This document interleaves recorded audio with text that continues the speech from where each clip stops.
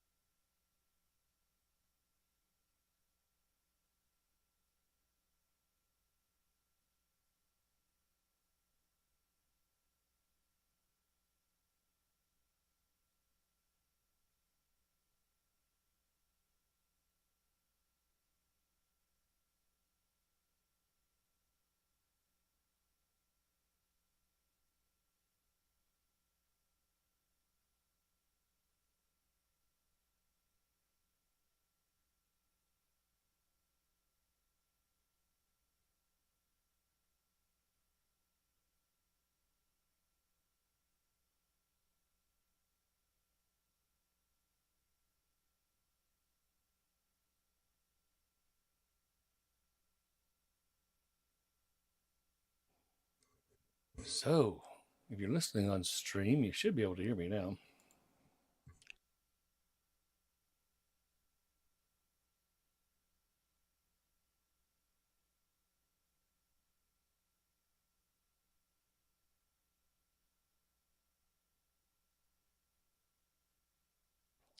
Test, test. Is this thing on? Hello?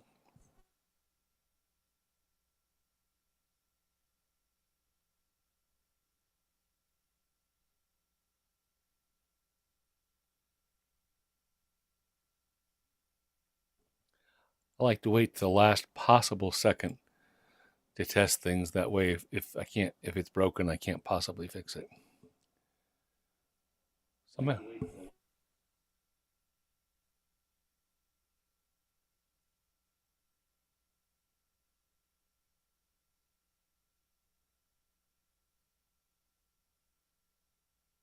Though in retrospect, maybe that's really not a good plan.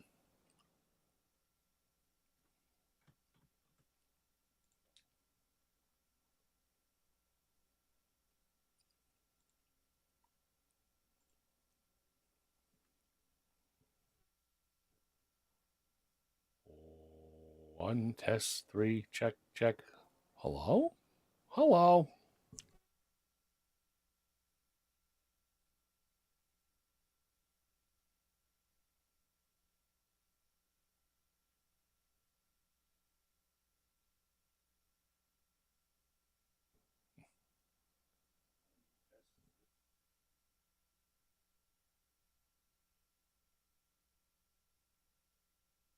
Fabulous. We're on stream and land media both. Not in voice yet, but you know.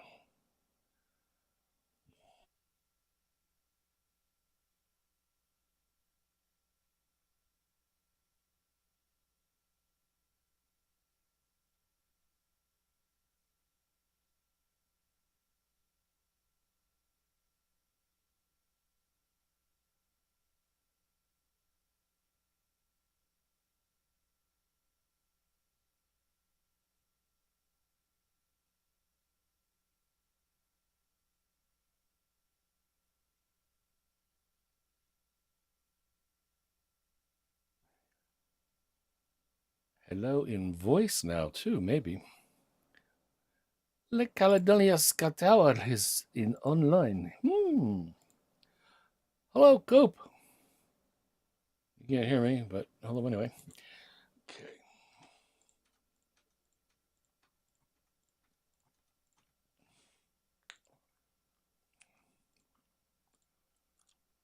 Maybe you can. If you're listening on stream, you can hear me.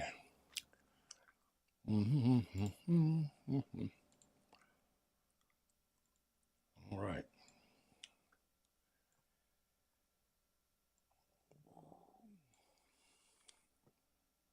I need more stress in my life. Managing all these different screens and streams and stuff. It's just not enough stress.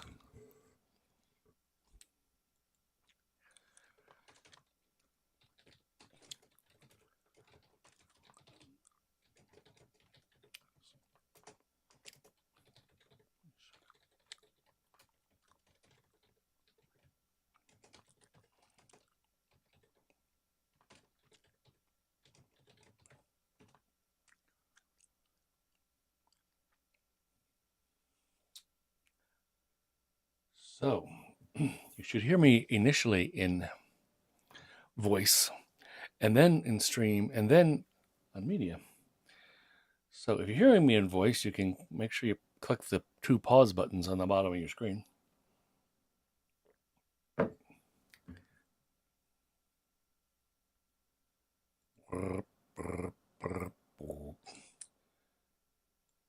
Hello, Savage. Try that again. Hello, Savage.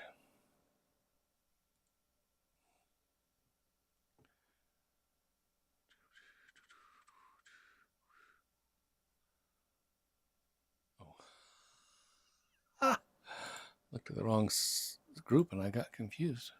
I thought I was somewhere that I wasn't, and I wasn't there. It turns out I'm here with you. Yay, me. Yay, us. Yay, you. Yay. Shianaki library. Oh, it doesn't. It just, Hence, it's always fun to say hence, isn't it? Hence, using stream and media as our backups. Ooh, we're going to get this turned on too. We have 4 minutes to spare. And I haven't turned my mixer on yet. Great. That only takes 5 minutes to boot up. Awesome. Okay. What am I missing? I must be missing something. Shrink that.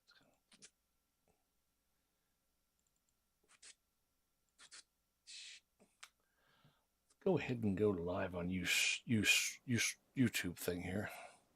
How do we do that? We go,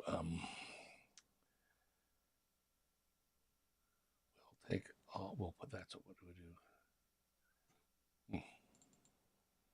See, I don't need more stress. That wasn't it.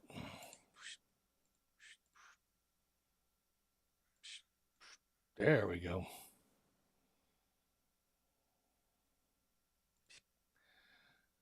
Okay. Whew. YouTube's going. Wow. At least it looks like it is on my screen.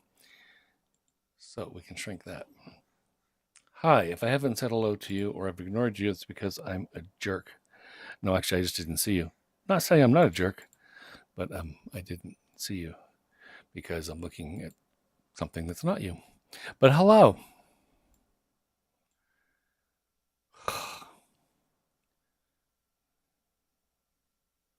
Oh, it should be all at the same time. In practice, it generally seems to be voice is instantaneous, stream is about 6 to 12 seconds, and YouTube media is about 18 seconds. Give or take 30 seconds from any of the above. Okay.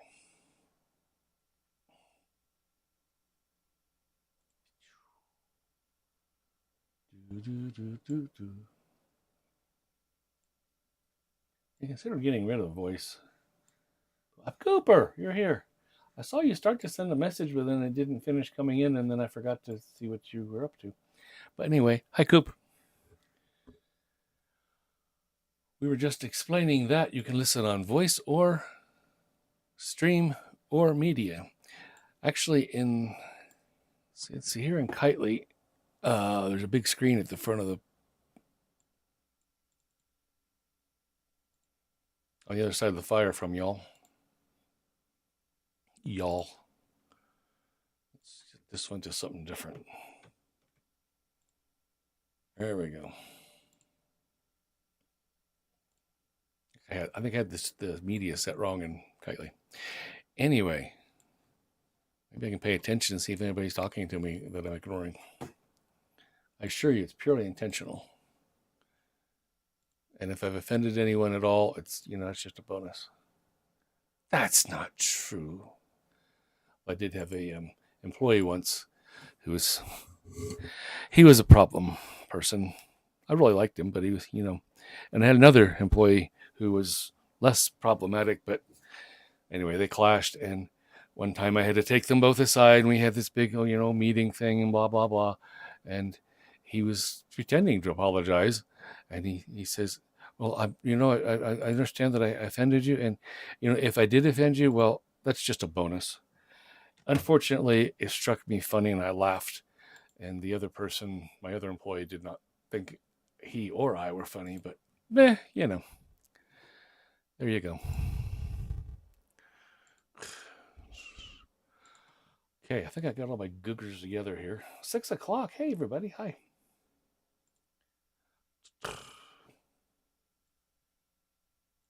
Wow, look at all the people.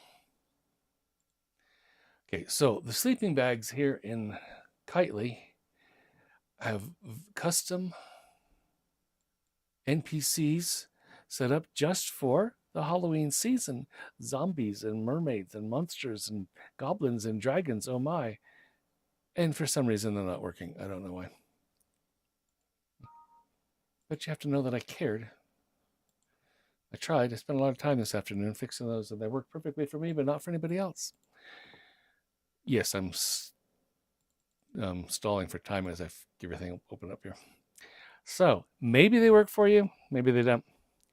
Likely they don't. But if you want to try and grab a NPC friend or companion here in Kitely from the sleeping bag that you may or may not be sitting on, please feel free. Okay, look. Oh, look, the script's open. That's a good sign. And then Caledonia is here, so that's also a good sign.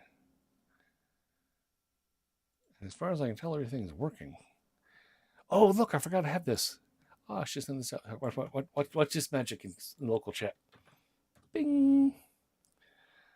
Got all my little emojis together. Okay, so as we look around and say hi.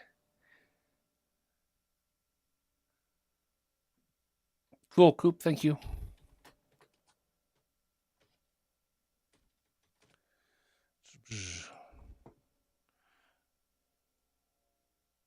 I can't hear anything. That's because he's not talking.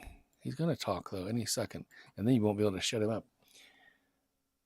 Okay. Boy, there we go. Everything's going.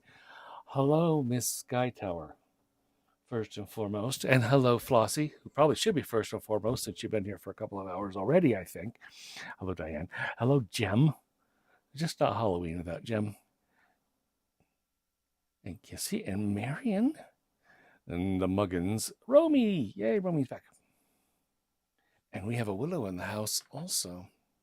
Fabulous. And a Maya and a Savage and a Coop. Woohoo. So, hey, ready for me to shut up and start telling stories? I think I am.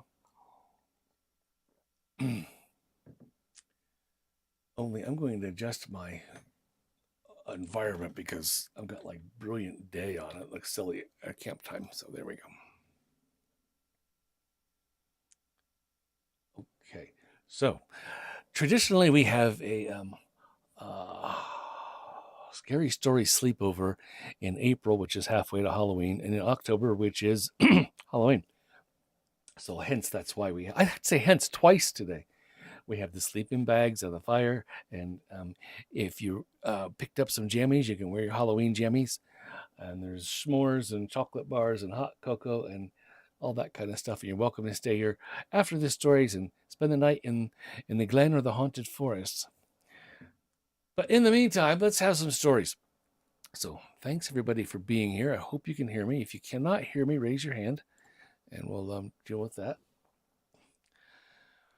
Hard to believe, but it is tonight. Once again, what is it? Let's see here. October 16th is All Hallows Whispering Wind Day, a nod to the ethereal rustle of leaves spreading ghostly gossip and getting everyone in the mood for the spooky season. All Hallows Whispering Wind Day, October 16th. We are presenting on Voice and Stream and live on YouTube. Take your pick, how you'd like to listen, but choose wisely and choose only one generally. Please do tell your real-life grid friends. Is that grid still up, the RL grid?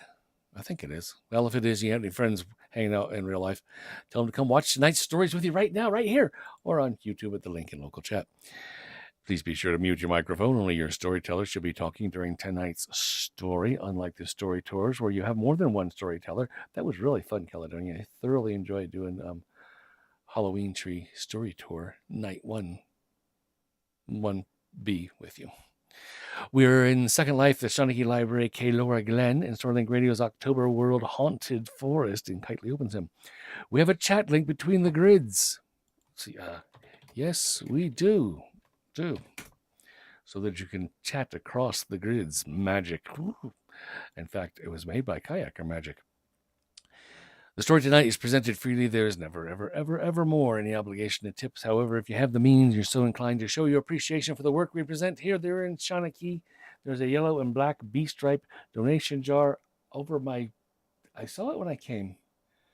Somewhere around here sitting on a big green box. You click on the big green box, I'll tell you all about the charity that you'll be joining us in donating to, which is, drum roll, Riff. Riff, riff. Reading is fundamental. The largest non-profit children's literacy organization in the United States. Just like us, Riff is committed to a literate America by inspiring passion for reading among all chillins. Since the chillins are going to be running our life, it's nice to have them be literate, I think anyway. You can learn more about Riff by clicking on the aforementioned green shamrocky box there underneath the B-stripe donation jar. If you can find one, you can find the other. If you can't find other, well, either, then sing out in local chat and somebody will help, because I can see the hover text floating. I'm just not sure where it is. I think it's next to that tent over there. I narrowed it down, didn't it? We do ask to be no capturing of this voice presentation by any means without checking with this first, por favor, but you can watch it on the YouTube channel. And we always welcome your participation. Type chat comments during the stories, both in the virtual world and on the YouTube channel. And don't forget our countdown to Halloween 2025 features our podcast, The Portraits Whisper, and haunted stories inspired by songs, and more brand new original stories from us each day. And the link to that is in local chat also.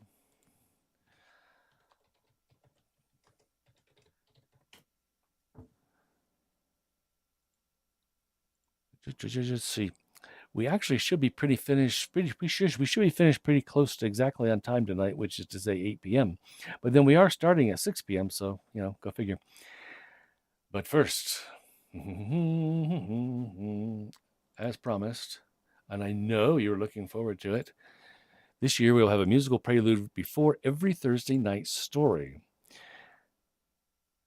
By the way, if you enjoyed our previous prelude of How the Ghoul Stole Halloween with Maple Moon and her pet bat Bobo, I am happy to announce it is now available in full glorious color on Amazon, paperback book, or Kindle, and Audible too. Woohoo! So, here we go. Everybody ready? Good. Here we go. This song is called Alice's Haunted Mansion, and it's about Alice and the mansion. But Alice's Haunted Mansion is not the name of the mansion. That's just the name of the song, and that's why I called the song Alice's Haunted Mansion. You can get anything you want at Alice's Haunted Mansion. You can get anything you want at Alice's Haunted Mansion. Walk right in if you dare. There's an eerie glow from the rotting stairs, and you can get anything you want at Alice's Haunted Mansion. Ba-da-ba-ba-dum-ba-dum-ba. Oh, no, honey, we're not done. Now, it all started Halloween ago. It was on one year ago on Halloween when my friend and I went up to visit Alice at the mansion. But Alice doesn't live in the mansion. She haunts in the graveyard nearby in the old mausoleum with her ghost, Ray, and Bonesy, the skeleton dog. And haunting in the mausoleum like that, well, they got a lot of room inside where the bodies used to be in. And having all that room, seeing as how they took out all the bodies, they decided they didn't have to bury their phantoms for a long time. Well, we got up there. We found all the phantoms trapped in there, and we decided it'd be a friendly gesture for us to release the phantoms down at the town crypt.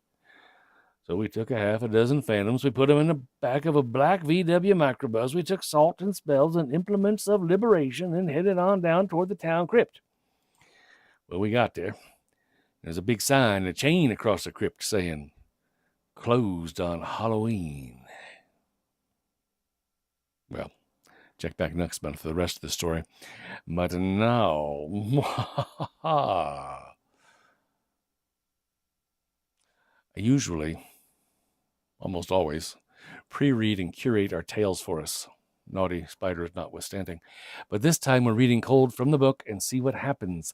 I hope we'll do great tonight, but like the Gong Show, if we get started on a tale and we decide mutually, or any one of us, or me specifically, that it's a no good, then we're going to just cut that story and move on to the next one, because I got a bunch of them.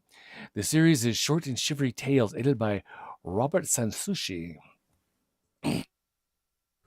When hinges creak in doorless chambers, and strange and frightening sounds echo through the halls, whenever candle lights flicker where the air is deathly still, that is the time the ghosts are present, practicing their terror with ghoulish delight.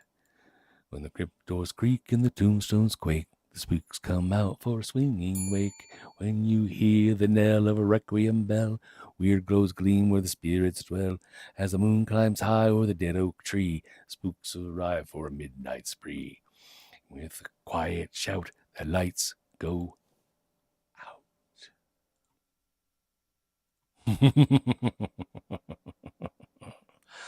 But do not fear, your storytellers are here to guide you through the gloom. Our first story is called Dicey and Orpus, an African-American traditional ghost story. Back in the old days, there was a girl named Dicey who was born on a plantation. She was courted by a man named Jim Orpus, a wandering fiddle player who could make music like no one else on earth.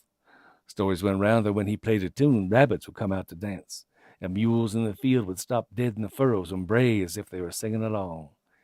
If you ever wanted to mess a fish, why, he'd just sit beside the creek and begin scratching away with his bow.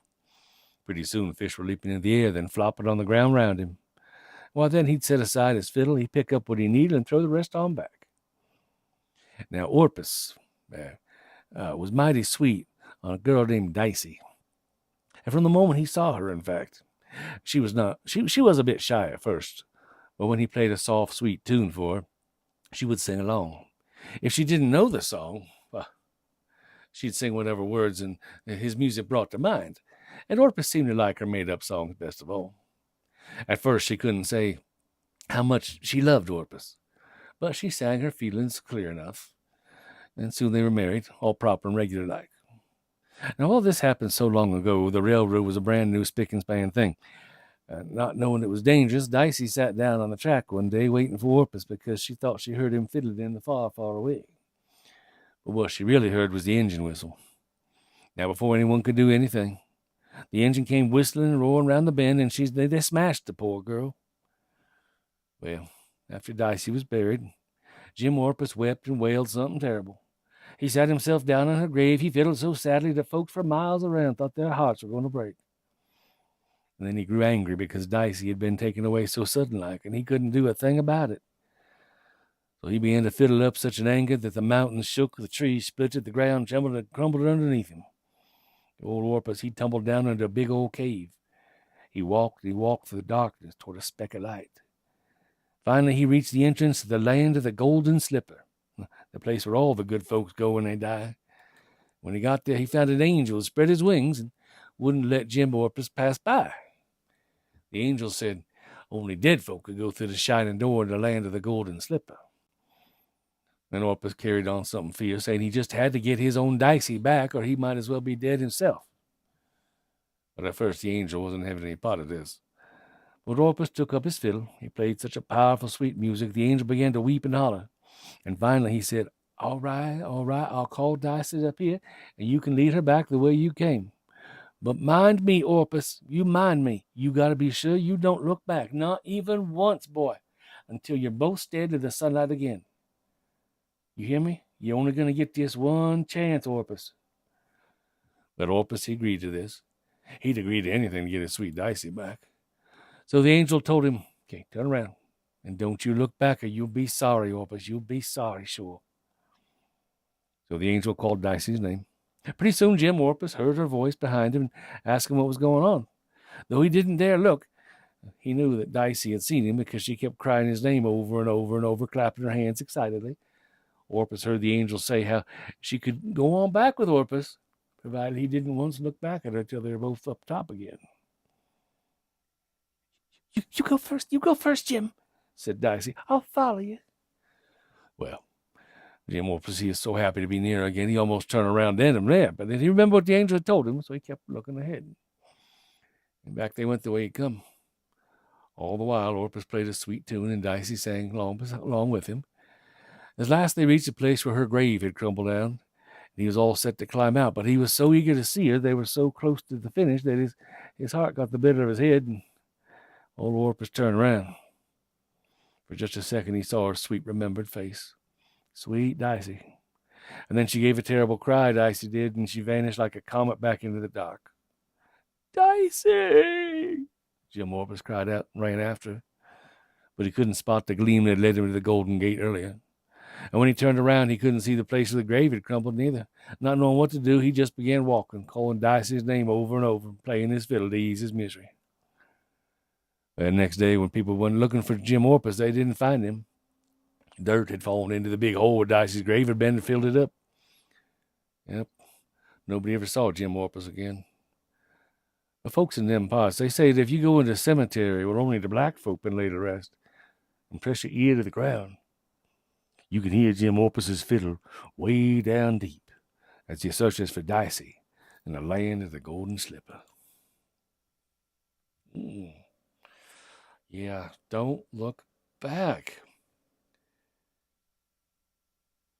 I have to fix something before it annoys us here shortly. There, we got it. So our next one is from Mexico, The Skeleton's Revenge. By the way, the last one was based on Eurydice and Orpheus from Greek tragedies and stuff. You may have recognized it, but it was an actual story in the early 1800s from an African interpreted tale. I thought that was kind of neat. Anyway, The Skeleton's Revenge. In the 17th century, in the village of Santiago, New Mexico City, there lived a gentle old priest named Don Juan de Nava, who was much beloved by his neighbors. He labored selflessly to help settle arguments, guide young people, help the poor, and teach the ways of God to rich and poor alike. At the time, Mexico City was situated on a large island surrounded by lakes. A raised road of packed earth called a causeway linked Santiago to the capital. Now, just outside the village, a water-filled ditch cut across the road. This broad gap was spanned by an old stone bridge close to the simple house of Padre Juan. Here the old priest lived with his niece Margarita, whose parents had died. Now, she was a young lady of virtue, intelligence, and great beauty, and she was courted by all the young men of Santiago, Mexico City. Well, it sounds good to me so far. I remember I'm seeing these for the first time myself, so we'll see how it goes. This one sounds pretty good so far, don't it? And as it happened, a wealthy young nobleman from the city, Don Duarte, fell madly in love with Margarita, because she was, after all, a young lady of virtue, intelligence, and great beauty. Now, in those days, courtships followed many rules, so the young people could only exchange soft words or roses or little gifts through the iron grating of a window in Padre Juan's house. Sometimes Don Duarte strummed a guitar as he sang songs beneath Margarita's balcony. As he watched the growing affection between the two, Padre Juan took upon himself a father's responsibility for his orphaned niece. Putting on his best cassock and sandals, he walked to Mexico City to learn what he could about this Don Duarte. He wanted to be sure the man would make a proper husband. But what he learned greatly upset Padre Juan. One and all told him that Don Duarte lived a shameless, wild life, mocked the laws of God and man, and had broken the hearts of many women, from serving girls to the daughters of the finest families. Heavy-hearted, Padre Juan returned home, where he told his niece that she must have nothing more to do with the young man. That very night, through her window grill, the weeping Margarita told her suitor that her uncle would not allow them to marry. At this, Don Duarte made such dreadful threats against her uncle that she covered her ears and ran to her bedroom. Now, Don Duarte was not a man to give up easily, and he was determined to wed the lovely Margarita. So one night he waited on the old stone bridge. When Padre Juan returned from visiting an ailing farmer, the young man begged the priest to talk with him. The priest, always anxious to believe that there was hope for every sinner, listened as the young man promised to mend his ways. He swore that if he would prove a loving, respectable husband, if only the priest would permit him to wed Margarita. But Padre Juan, who had seen the best and the worst in the human heart, felt that the words which came so easily to the young man, were lies. He sensed that there was no honesty, no love, no change in Don Duarte. Even Padre Juan's generous heart recoiled from what he saw of the man's true nature. Politely but firmly, the priest refused Don Duarte's pleading. Seeing that his appeal had failed, and enraged to think that he might lose the woman he had set his heart upon, Don Duarte drew his dagger and plunged it almost to the hilt in the skull of Padre Juan. Without a sound, the old priest fell dead upon the stones of the bridge. I think he's a bad guy. Because the dagger, with its ornate handle, would easily be recognized as his, Don Duarte began to pull on it, but no matter how hard he tugged, he could not budge the blade. Frantic to hide his crime, he tossed the body, with the dagger still in place in the skull, off the bridge and into the water. Then he fled into the night. Now, the disappearance of Padre Juan caused a great stir throughout the valley of Mexico. Santiago and the countryside were searched, but no trace of the priest was ever found. Don Duarte, knowing that he could not approach Margarita during the time of mourning, gave himself over even more completely to his reckless, wicked life. But thoughts of Margarita inflamed him. He decided he would visit her. If he could not persuade her to run away with him, well, he would just carry her off. Don Duarte returned to Santiago on a stormy night. Heavy clouds were split by bursts of lightning. Rain began to fall in great drops as Don Duarte, his cloak wrapped tightly around him, splashed along the rain-slit causeway. When he reached the stone bridge, he heard a strange scraping noise ahead of him. But try as he might, he could see nothing in the rain-swept darkness. Then a flash of lightning revealed a tall skeleton, wrapped in a torn and soaked cassock, coming toward him step by step. And sticking out of the skull at a grotesque angle was the murderer's now rusty dagger. Don Duarte turned to flee, but it was too late. At dawn, a farmer crossing the bridge on his way to market found a gruesome sight. Sprawled in a puddle was the body of Don Duarte, an expression of absolute terror on his face.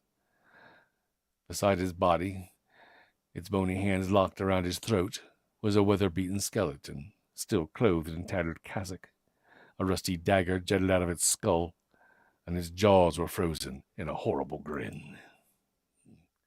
Mexico's got some of the best stories, don't they? Where are we going now? Let's go see what the Brits got. This is a story from the British Isles. Colonel Ewart was a man who detested riding trains and omnibuses, primarily because he was unhappy with sharing space with strangers. Strangers wanted to chat, to ask rude questions, to tell him things that he hadn't the least desire to hear, to breathe on him. When business required him to make a trip, Colonel Ewart would plan roundabout routes on unpopular trains in the hope that they would be reasonably empty. He didn't mind the extra time, as long as he could sit and read his paper without interruptions. Having plotted out just such a rail trip from Carlisle to London, the old soldier congratulated himself when the porter showed him to an empty compartment. His luggage stowed, the colonel happily unfolded his newspaper and settled in for a good read. But he kept one eye anxiously on the door for fear some late arriving passenger would intrude. With relief, he heard the whistle blow and felt the train moving out of Carlisle station. The warmth of the day and the rocking of the train soon lulled the colonel to sleep. He woke with a start, though, as the newspaper slid from his lap, hitting the floor with a thump. As he bent to pick it up, he found, to his annoyance, that he was no longer alone. On the seat opposite sat a woman. She seemed well-dressed, though her clothes were a bit old-fashioned. Her face was heavily veiled, and she had a shawl draped over her shoulders, which fell down across her forearms. She seemed not to notice him at all. Isn't that the way? I get it. He's got a whole train car empty to himself. He wakes up, and there's somebody there. And where are they? 5 seats away? No, sitting right in front of him. It's the way in parking lots, too, isn't it? Anyway, glancing at his watch, Colonel Ewart saw that he had slept for almost an hour. He had been so deeply asleep he had not even noticed the train stopping to pick up the passenger. He nodded to the lady politely, then returned to his paper. His companion did not nod back or even turn her head toward him. She just sat, hunched forward, looking down. Then she began to rock gently, her arms and the draped shawl hiding what she was cradling. Softly she crooned a lullaby. Hush, hush, my sweet, my dearest, my love. Hush, hush, my treasure, my angel, my dove. She was traveling with an infant, the colonel decided. She just kept singing the same bit of lullaby over and over, rocking ever so slightly. But something about her made the colonel uneasy. At last he decided he must speak to her, the silence between them become oppressive. Madam. She did not look up. Madam, he repeated, edging forward a bit. She made no direct reply, but stopped her humming. Then she turned toward him, still hiding what lay in her arms. Through the veil, the colonel could see a pale face, and eyes that looked almost hostile. Now she glanced down at her lap, and hugged the unseen bundle protectively. She glared across at the colonel with the fierceness of a she-lion protecting a cub. Astonished, the colonel sat back and buried his face in his paper. From across the compartment came the monotonous lullaby. Hush, hush, my dearest, my love. Hush, hush, my treasure, my angel, my dove. Finally, Colonel Ewart found himself overwhelmed with curiosity about the unseen infant she was hugging so jealously. Setting his paper aside, he stood up and peered across at the woman, determined to get at least a glimpse of the child. At that moment, three things happened. The woman's mouth opened in a scream of soundless horror. Her arms rose to defend what lay on her lap, and a deafening crash shook the train, throwing the colonel to the floor. For a few minutes he lay still, collecting his thoughts and assuring that he was merely bruised. His luggage had spilled from the overhead rack and lay pell-mell. Concerned for the woman and her infant, Colonel Ewart turned to check on them. They were gone. The bench was empty. He heard shouts from outside and stopped the train and assumed that the woman had fled the compartment in the fear right after the impact. The train had not derailed, and Colonel Ewart began to put his luggage in order. When he asked the conductor what had happened, the man said there had been a collision with a van of some sort. The damage was minor and injuries were few. When the colonel asked about the woman, the conductor gave him a curious look. "Oh, sir, I passed your apartment shortly before the accident, moments before the accident. You were alone, sir." "Nonsense," said the old soldier. "I most certainly didn't imagine a woman and her baby." "A baby, sir? You say a baby?" The man was clearly more confused now. "Well," said the colonel, "I didn't actually see the baby. I was just beginning to I was just about to get a peek at it when the crash came, and she was certainly singing a lullaby to just something." The conductor's face went quite pale. "Oh, she's come back then," he said in a hushed voice. "What do you mean? Does she travel on this train often?" "Only when there's going to be a mishap, sir. She's a ghost, you see."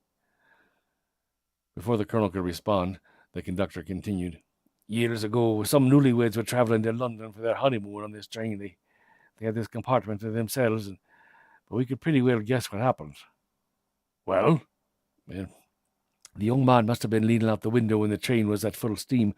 Another train went past and going the other way, you see, and there must have been a spike of sharp wire or something else sticking out. Well, cut his head clean off, sir." Colonel Ewart suddenly felt queasy. The conductor found her, rocking and singing to the body. She pulled her shoulders off the floor into her lap. A terrible sight she was, gone mad as a hatter. When they came to take her away, she put up a fight. She said she had to go back and find her husband's head. I heard she died soon after that." "Oh, did they ever find his head?" the colonel asked. "No, sir, they never did." Remembering the bundle cradled in his strange companion's lap, the old soldier said with a shudder, I think the poor soul has somehow found out what was lost all those years ago."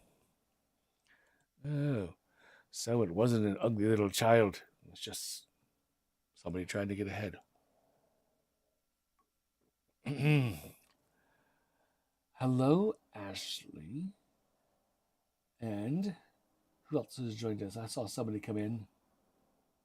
Stranger! Yay! Hi, stranger. Mags! Woo! Okay. We're actually supposed to be on the OS Fest tour tonight and next week, too.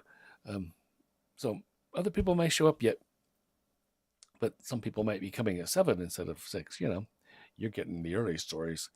Speaking of stories, shall we move on to another one? These are fun. They're not horrible and gory. I mean, despite the fact that somebody's head getting chopped off and some crazy lady cradling it in her lap when she's a ghost. They're not really. Well, okay. I think they're fun.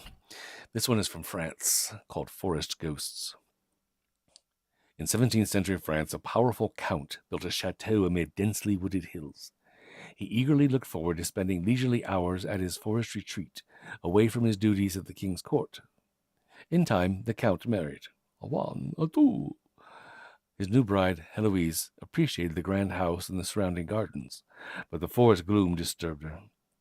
The trees pressed together, blocking out the sun, so that she felt as if she lived in a perpetual green twilight. Through open windows came waves of forest damp and the ever-present scent of mold. One summer afternoon, Heloise lay down on a couch near one of the open terrace windows, fanning herself. Suddenly, a curious figure emerged from the grove of trees opposite the window.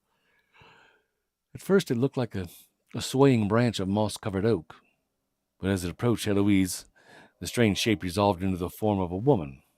Her hands, face, and long flowing robe were all forest green. A faint fragrance of ferns and mold clung to her. Like one in a dream, the Countess asked, "What do you want?"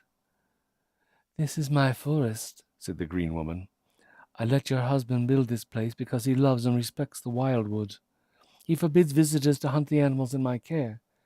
Promise me that you will respect the forest the same way, and I will grant you one wish, woman." Certain that she was having a waking dream, Heloise gave her promise. Then she said, I wish to have a son, since that would please my husband." The green woman nodded. Then she became transparent and faded from view. Heloise felt herself drifting off to sleep. When she awoke, she dismissed the matter as a dream, but she recalled the woman's promise when she learned she was going to have a baby. No, she's not going to have a head. She's going to have the whole baby. When Heloise presented her husband with a son, whom they named Henri, their joy was perfect. The Countess even found herself appreciating the woodland estate more and more now. Once or twice, while riding in the carriage holding her infant son, she thought she glimpsed the strange figure in the green robes and in the forest shadows. But the shape quickly vanished. When she questioned others, they said they had seen nothing. They suggested she had imagined the strange shape. In time, the Countess came to agree with them. Just her imagination, she was quite sure. Her real concern was her son, Henri. He loved the place, and when he was old enough, he spent hours playing among the forest trees. By the age of 10, he was as tall and big-boned as a lad of 18, with enormous hands and feet.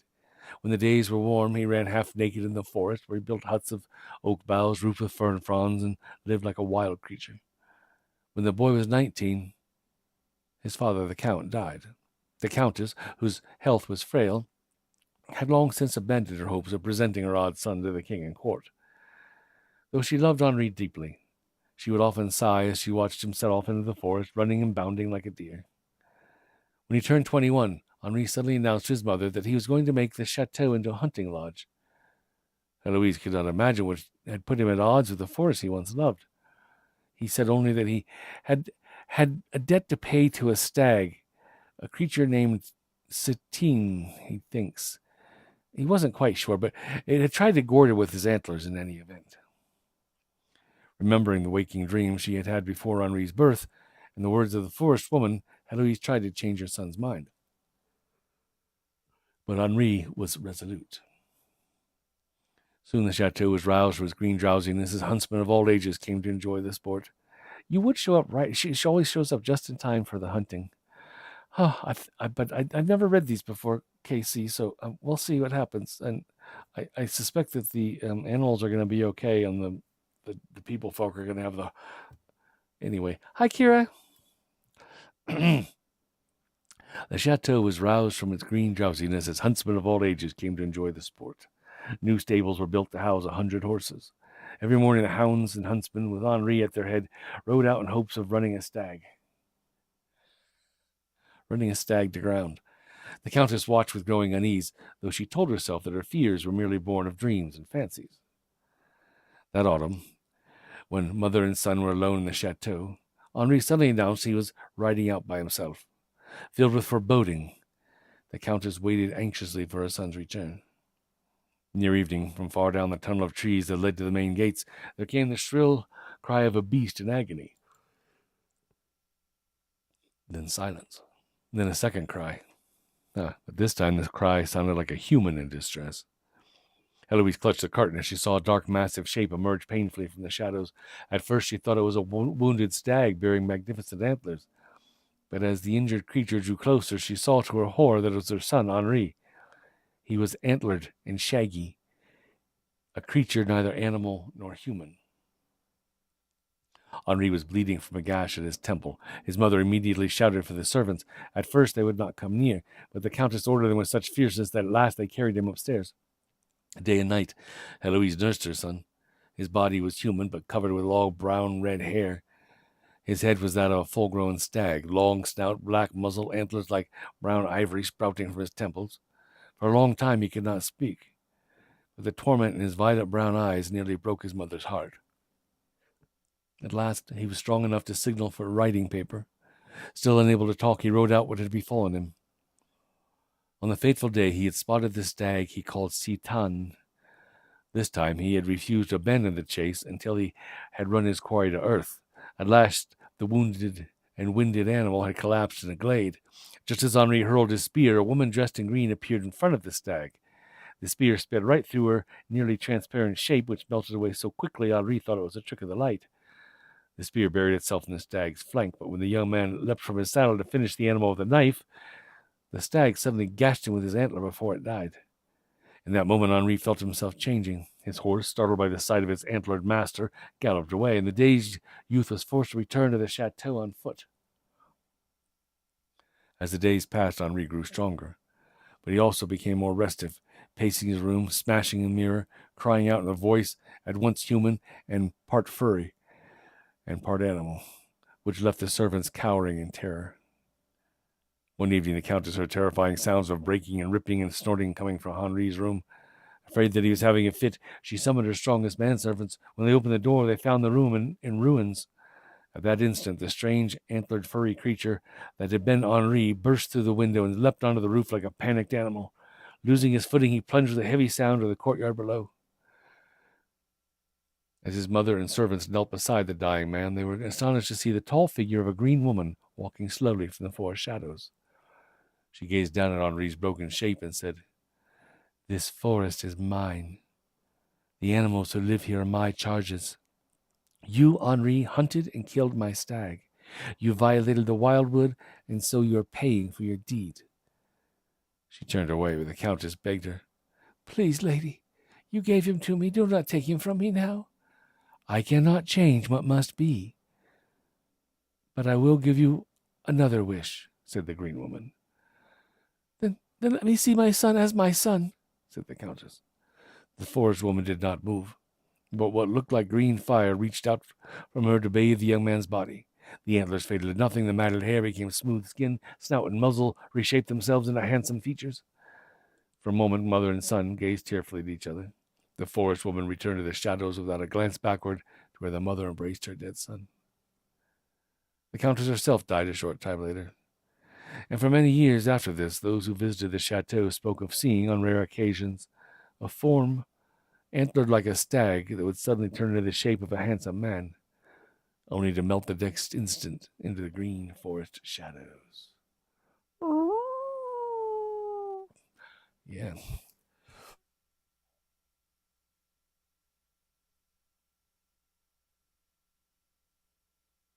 And in the postscript, it talks about who got the house. It turns out that that page is missing. Sorry, I guess we'll move on to the next story. A Carolina Banshee. I think I went to school with one of those. Anyway, years ago, I went to school in North Carolina. I was going to be an oceanographer. Didn't quite work out. Oh well, I got to be a dive master on a boat in California, though. Where are we at? Oh, story. Carolina Banshee. Years ago, a mill stood on the banks of the Tar River in North Carolina. Though it has long since fallen into ruin, leaving no trace, the site is haunted by a, drumroll, banshee. On August nights, when the mist floats above the river, the rain crows warns of rain. A banshee's ghastly moan and shrieks rise from the reedy riverbanks, through the oaks to fill the sky. Her cries are a reminder of tragic events that echo down to this day. For you see, during the Revolutionary War, David Warner ran the Tar River Mill. A patriot who hated the English, he used his mill to grind wheat and corn for the American army. From dawn until far into the night, the water-driven mill and wheel ground away.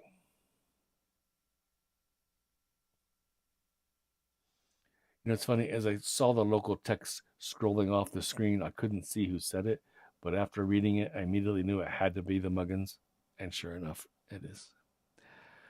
Staggered me there for a second. Late one August afternoon, Warner stood in the doorway of the mill, absently brushing flour dust from his dark hair and beard. From far down the road, he heard the thud of galloping horses. Before the riders came into view, a runner burst from the underbrush. "The British are on their way here! They know you're a rebel. They plan to kill you." Warner flexed his muscles. "Well, I'll send them packing. You can't fight a whole army single-handed." Then the runner ran off and hurried to warn others in the area. But Warner went back to his work. He was sacking meal when 6 British soldiers appeared at the door. "You're under arrest for treason to His Majesty, and your goods are confiscated." The miller put up his fists and said, "You'll not be eating them out for the good American corn if I can help it." When the soldier heard this, they seized the miller and cursed him for a rebel. Warner twisted free and fought bravely, but they overpowered him. "He'll throw you in the river, you traitor," snapped the leader, a big soldier with cruel eyes. "Go ahead, then," Warner challenged. "But if you throw me in the river, you British buzzards, the banshee that lives there will haunt you the rest of your lives. Oh, I've seen her in the river mist under the moon, crying like a lost soul. Sure as the stars in the sky, she'll get you." At this, the 5 other soldiers hesitated. "Let's wait until the commander arrives. He'll decide for us." "Yes," the other fellows agreed. But the big soldier cursed and said, "Why, wait. We were sent on ahead to make the way safe. We'll get the rebel before he makes any more trouble." On his orders, the soldiers carried the miller down to the riverbank. They bound his hands behind him and tied heavy stones around his neck and ankles. Then they threw him into the river. As his body sank from sight, an ear-shattering cry rang from bank to bank. The cry of a woman in the agony of death. The soldiers froze in fear. At first they saw nothing but evening mist rising over the water. Then the mist took the shape of a woman with flowing hair and a veil over her face. The men paled in horror. "The Banshee!" groaned one of the men, who stood gaping at the sight. Suddenly the cruel-eyed leader, who had been so eager to drown the miller, turned and fled to the mill. After a moment the others followed. Behind them the veiled figure screamed again, then dissolved into the darkening air. Shortly after nightfall, the commander and the rest of the British troops arrived. While the officers took up quarters in the mill house, the soldiers pitched tents beneath the trees and lit campfires. "Hey, we got tents and campfires. Cool." A new moon arose, thin and yellow. Far off, a rain crow called for rain. Then, shattering the stillness, came the banshee's bone-chilling cry. The commander and his officers rushed from the mill house. The soldiers tumbled from their tents, all except the soldier with the evil eye and his mates who had helped him drown the miller. They sat motionless with their hands over their ears, trying to stifle the agonizing wail. The astonished officers on the bank saw a thick cloud of mist above the river slowly take the form of a woman with flowing hair. From beneath the veil that hid her face came the weird cries that echoed down the stream. After a few minutes, the figure began to fade, though her cries lingered for a long time. When the commander questioned his men about the unearthly figure, the guilty men, nearly frightened out of their wits, confessed their crime. The angry commander, for punishment, sentenced them to spend the rest of their enlistments at the mill, grinding grain and listening to the haunting wail. During the day, the 6 worked without resting, though the banshee's cries tormented their sleepless nights. And then upon midnight, the banshee appeared in the doorway of the mill, a tall, mist-shrouded figure with flowing hair. She flung back her veil and faced the frightened men. Her fearsome eyes burned into the very souls of all but the cruel-eyed soldier, who buried his face in his hands and hid behind the millstone. Without taking her fiery, hypnotic eyes off her victims, the banshee began to recede into the night. Like dreamers, the 5 men followed blindly. Out over the river she floated, and they followed her, pushing through the mud and reeds until they were caught by the current, which had become unaccountably swift. Without a struggle, they were swallowed by the dark waters and never seen again. After that, the evil-eyed soldier was left alone.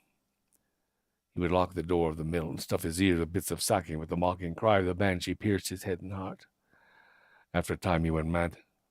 He wandered to the riverbank, calling, "David Warner, have pity on me." But only the wail of the banshee answered him. One day, his body was found floating face upward in the very place in the river where he had drowned the miller. And so the sad tale ended, save for the throbbing cry of the banshee, which can still be heard above the river mists every August, when the rain crow calls for rain beneath a thin yellow moon. Ooh, banshees in the Carolinas. Who knew?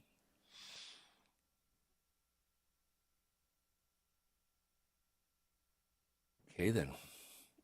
Where should we go? Where are we going? This is a Jewish traditional story from Germany called The Deadly Violin.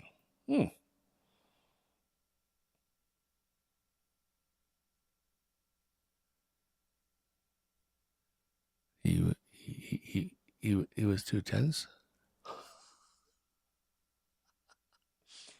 Long ago in the German city of Worms, Nahum the carpenter was hired to make a coffin. The dead man's family provided the wood, warning Nahum that it should be used only for a casket. But when his work was finished, the carpenter found he had one board left. Never one to waste so much as a scrap, Nahum decided to fashion the leftover wood into a violin. During the night, however, Nahum had a dream in which the dead man who had been laid to rest in the coffin came to him and said, "Cast the remaining wood into the fire. Don't turn it to any other purpose." When the carpenter woke up from his dream, he told himself, that was merely a dream. That morning, he began to carve and shape the wood into a violin. He worked slowly to ensure that everything about the instrument would be the best. Since he loved to play the violin, he eagerly imagined the time when he would finally carve the bow and coax the first notes from his handiwork. Every night the dead man came to him in a dream, telling Nahum, "Cast the wood into the fire." And every morning the carpenter dismissed the warning. He put no value in dreams. At last the instrument was finished. Joyfully Nahum carved and strung a bow. Lovingly he polished the violin so that it gleamed in the light of his candles. Since it had grown very late, though, he decided to wait until the next morning to try out the violin. And the dead man came to Nahum's dreams again. "Cast the wood into the fire," said the spectral voice. "This is the last time I will warn you." Awakening the next morning, the carpenter told himself, "Oh, that was a good dream, since the ghost promised not to bother me any more." Straight away, Nahum took down the violin from the shelf and tenderly drew the bow across its strings. As if it were playing itself, the violin poured forth strains of a haunting melody, a tune the carpenter had never heard before. The bow seemed to glide without his guidance. The violin under his chin trembled like a living creature. The music filled his head with visions of strange landscapes where pale figures wandered. Nahum began to grow frightened, but he could not keep himself from playing the song to its end. The moment the final haunting note died away, the room grew dark as if the sun had been blotted out. With a cry, Nahum ran to the window, threw it open, and peered outside. And what to his wondering eyes should appear? But the darkness was so thick in the street beyond that he could see nothing. Suddenly a great force, like huge invisible hands, shoved the carpenter out the window. The terror-stricken man found himself tumbling down. Nahum flung out his arms, but he could find nothing to grab hold of. A moment later he plunged into something soft and wet, like mud. As he struggled to keep his head above the surface of the ooze, he felt he was being pulled down, as though he had fallen into quicksand. The more he resisted, the stronger the downward pull became. Soon he was thrashing about in the darkness, up to his chest in the unseen muck. He cried out again and again for help, but the silence was as absolute as the darkness. With a violent wrench, the quicksand dragged him under. He felt the thick, moist darkness flood his mouth and throat and lungs. Then he felt nothing at all. The next morning, Nahum's son found his father's body lying on the floor of the workshop, the violin still clutched in the stiff fingers of one outstretched hand, the bow locked in his other hand. With a sob, the young man tried to revive his father, but it was no use. In his grief, the lad put the violin up on the shelf and forgot about it. But that night, the dead man who had warned Nahum came to his son in a dream. The ghostly figure explained all that had happened and urged the young man to destroy the haunted violin. The very next day, Nahum's son burned the violin. As it went up in flames, he heard the anguished voice of his father crying out as if from a great distance. To his dismay, he realized that somewhere, Nahum's soul was still being punished for his misdeed. I seem kind of harsh for making a violin. Oh, well, I just tell him. I don't write them. So, let's see. Oh, this will be fun. We're going from whatever past century that was to apparently modern day. This is an urban folklore from the US of A called A Night of Terrors. Pardon me, need a drink there. Are you sure you'll be all right? Linda asked the young woman sitting against the mounted pillows of the bed. I'll be fine, Mary Jo said. I know you don't want to miss Jack's frat party later. She shifted slightly in bed. I'm going to be so glad to get rid of this flu. Well, it still seems a lousy way to spend your Christmas alone, sick in bed, said Linda. Everyone else is gone, now I'm leaving you all alone. You'll only be gone for a few hours, answered Mary Jo. She dropped her hand beside the bed. From underneath his favorite hideaway, her dog's muzzle poked out. His pink tongue licked her hand affectionately. And I've got Jeffrey to guard me. Linda walked to the window.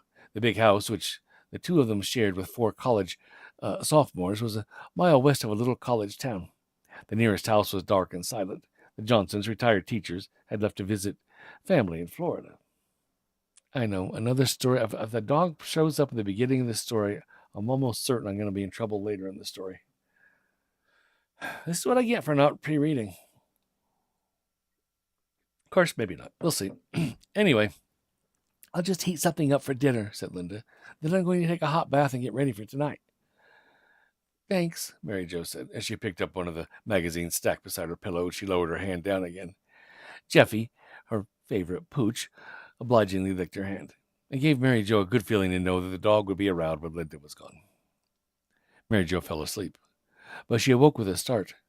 Someone was knocking loudly on the front door. It was dark outside. She felt feverish, groggy. She looked at the clock. 6:53. Louder knocking. Under the bed, Jeffy growled. More knocking. Oh, give it a rest, Mary Jo muttered, but her mouth was dry and her voice was papery. She could barely hear herself. All right, already, yelled Linda from her bedroom across the hall. As she passed Mary Jo's door, she said, Jack told me to come by early because of the snow, but he's an hour early. As the pounding started again, Linda shouted, Wait a minute, I'm coming down. She darted back into her room for her coat and fleece-lined gloves. You sure you're going to be okay here alone? Mary Jo nodded. Suddenly, Jeffy shot out from under the bed and charged downstairs, baying like the hound of the Baskervilles. Great, said Linda. I finally get a decent date, and you sick your dog on him. I'll get Jeffy, said Mary Jo. She started to get up, but her temples and the back of her neck began to throb, and she felt a rush of dizziness and weakness. I'll handle Jeffy, said Linda. You stay put. See you in a couple of hours. She followed the dog downstairs, yelling, Jeffy, you scare off my date and you're toast. At the front door, Jeffy was barking so loudly Mary Jo could no longer hear Linda, who must have opened the door. Mary Jo seemed to hear Jack's deep voice shouting, too. Jeffy went crazy, but the dog had never liked Jack anyway. Her head aching enough to split, Mary Jo sank back into the pillows. She was sure that Linda would be on her case because of Jeffy. Feeling as rotten as she did, Mary Jo dreaded the idea of a confrontation later. The commotion downstairs stopped as though sliced off. Thank you all very much, she whispered to herself, and the front door slammed shut. Bye, kids. Have fun. I won't wait up. She lay in bed. She started to shiver, feeling as though it was a monumental effort. She reached out and snapped off the bedside lamp. Then she burrowed as deep into her bedclothes as she could, but she still felt chilled and more tired than ever.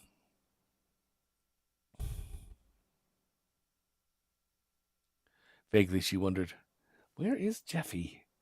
She hoped he wasn't making a mess. I'll sort everything out later, she promised herself as she drifted off to sleep again. In her feverish sleep, Mary Jo sensed more than heard Jeffy come into the room. He was panting.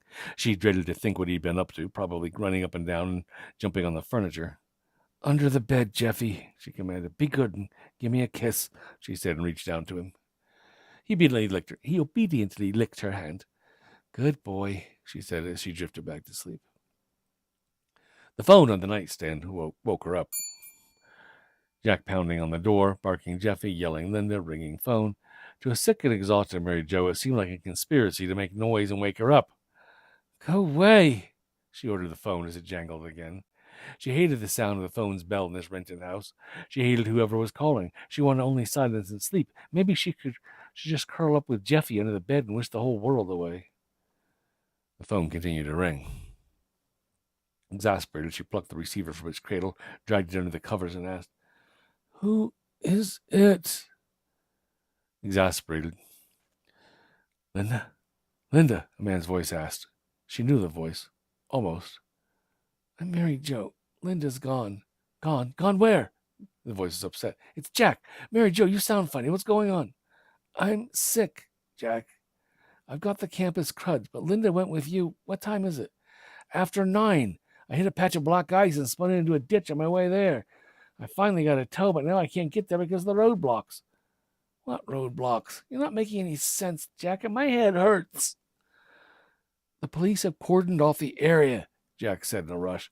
"There was a jailbreak earlier today. 3 criminally insane lifers got out. A car they stole was found around here, so the police are combing the area. I can't get through. But where's Linda? Did she get tired of waiting for me and drive herself in?" Nothing seemed to make sense to Mary Jo. I don't know, Jack. I heard her go out. I heard you. I thought I heard you. I'm sure it was a man's voice downstairs. Jeffy was barking a lot. Oh, something's wrong." The fear in Jack's voice chilled Mary Jo more than the flu. Her teeth began to chatter.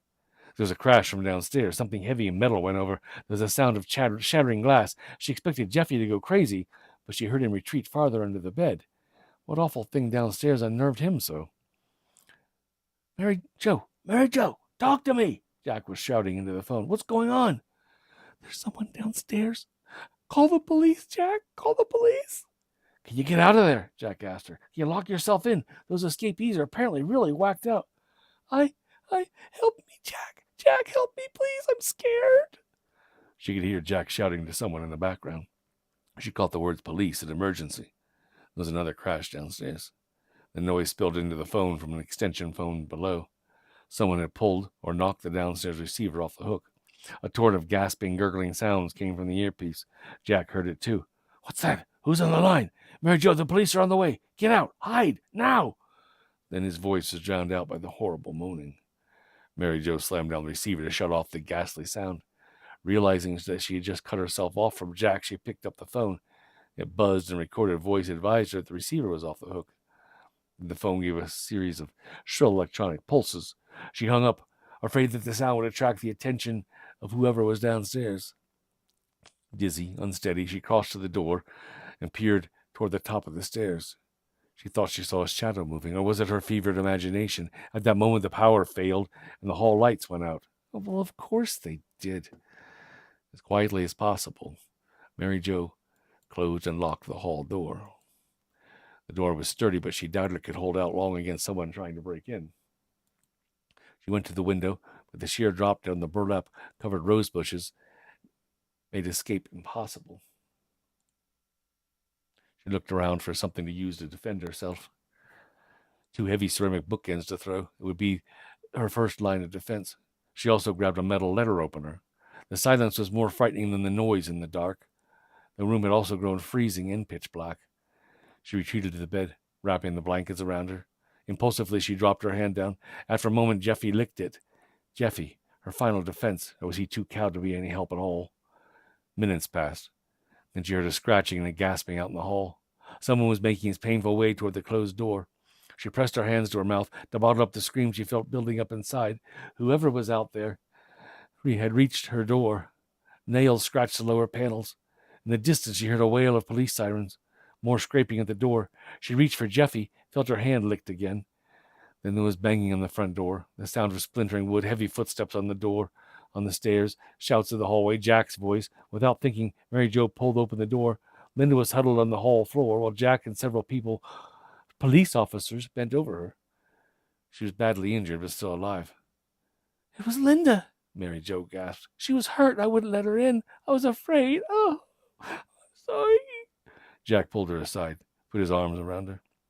Anxious officers questioned her, while others began to search the house and grounds. An ambulance was on the way.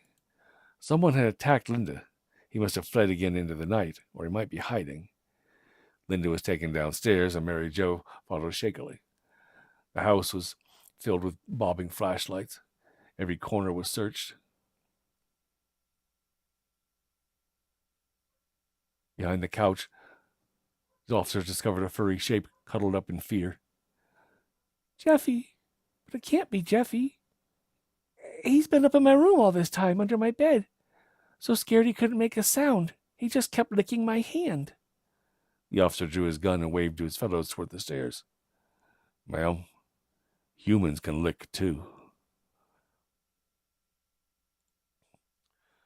Ew. Under the bed. It's always under the bed, isn't it? Poor Jeffy, cowering in fear behind the couch. That's pretty good on the fly editing, don't you think? I thought. So, where shall we go? Iceland. A long time ago in a galaxy far, far away. No, long time ago in an island far, far. Oh, heck. Long ago, Icelandic folk believed that an evil spirit could be conjured by magic from a human bone. Such a thing was called a sending, which means gift. But this was an ironic word since it referred to something evil sent to destroy an enemy. Fortunately, such a sending could be defeated if one had courage enough. One such courageous person was Gudrun Grimsdotter, called Gunna for short.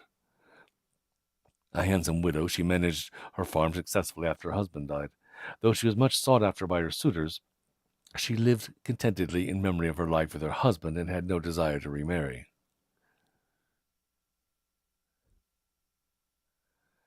It happened that Sigurður, a man of evil temper, was also skilled in the black arts, wanted to wed Gunna.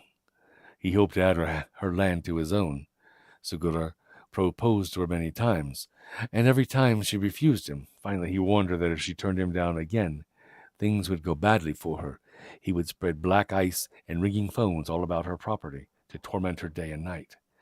Still, Gunna refused his final proposal, but she was prudent and put herself on her guard. Her fears proved well-founded. One afternoon, she was alone in her kitchen, preparing supper for her farmhands. As Gunna worked, she became aware that an unnatural stillness had fallen over the house and over the yard beyond the open window. In spite of the warmth of the day, she suddenly shivered, as if a wintry breeze had invaded the room and black ice had surrounded her house. Turning, she saw a shadow, as soft and black as smoke, hovering just outside the door. But there was no one around to cast such a shadow. Scarcely daring to breathe, Gunna peered more closely at the dark shape. A single spot of a white glow to the inky center of what she could now see had the dimensions of a real man. She backed toward the larder. At the time, the pitch-black figure glided in through the kitchen door, slipped a bit on the ice, but then began drifting toward the larder. She was trapped inside. Backing more deeply into the storage space, Gunna felt with her hand for her knife she'd been using to slice mutton a short time ago. Quietly, she let her fingers close around its handle. She knew that creatures of air and darkness have no love for an honest iron blade. Suddenly, with a movement almost too fast for her eye to follow, the horror flew forward at her. Bravely, she struck out with her knife at what she knew was the sending's only vulnerable place, the white spot where a human heart would be. Gunna shouted as she drove the blade home and felt it bite into something hard. The knife was wrenched from her hand as the shadowy figure spun and backed away. Then, to her amazement, both her attacker and the knife vanished. Seeing that her way was now unblocked, she ran into the kitchen and shouted for the farm workers who came running. When they heard her story, they began searching the kitchen floor and the yard outside. Very soon, one of the men poking through the dust and stone of the yard cried out and picked something up. He brought it inside and placed it on the table. There, the stalwart woman and the other workers saw what the man had found, a splintered human bone with Gunna's knife stuck through it.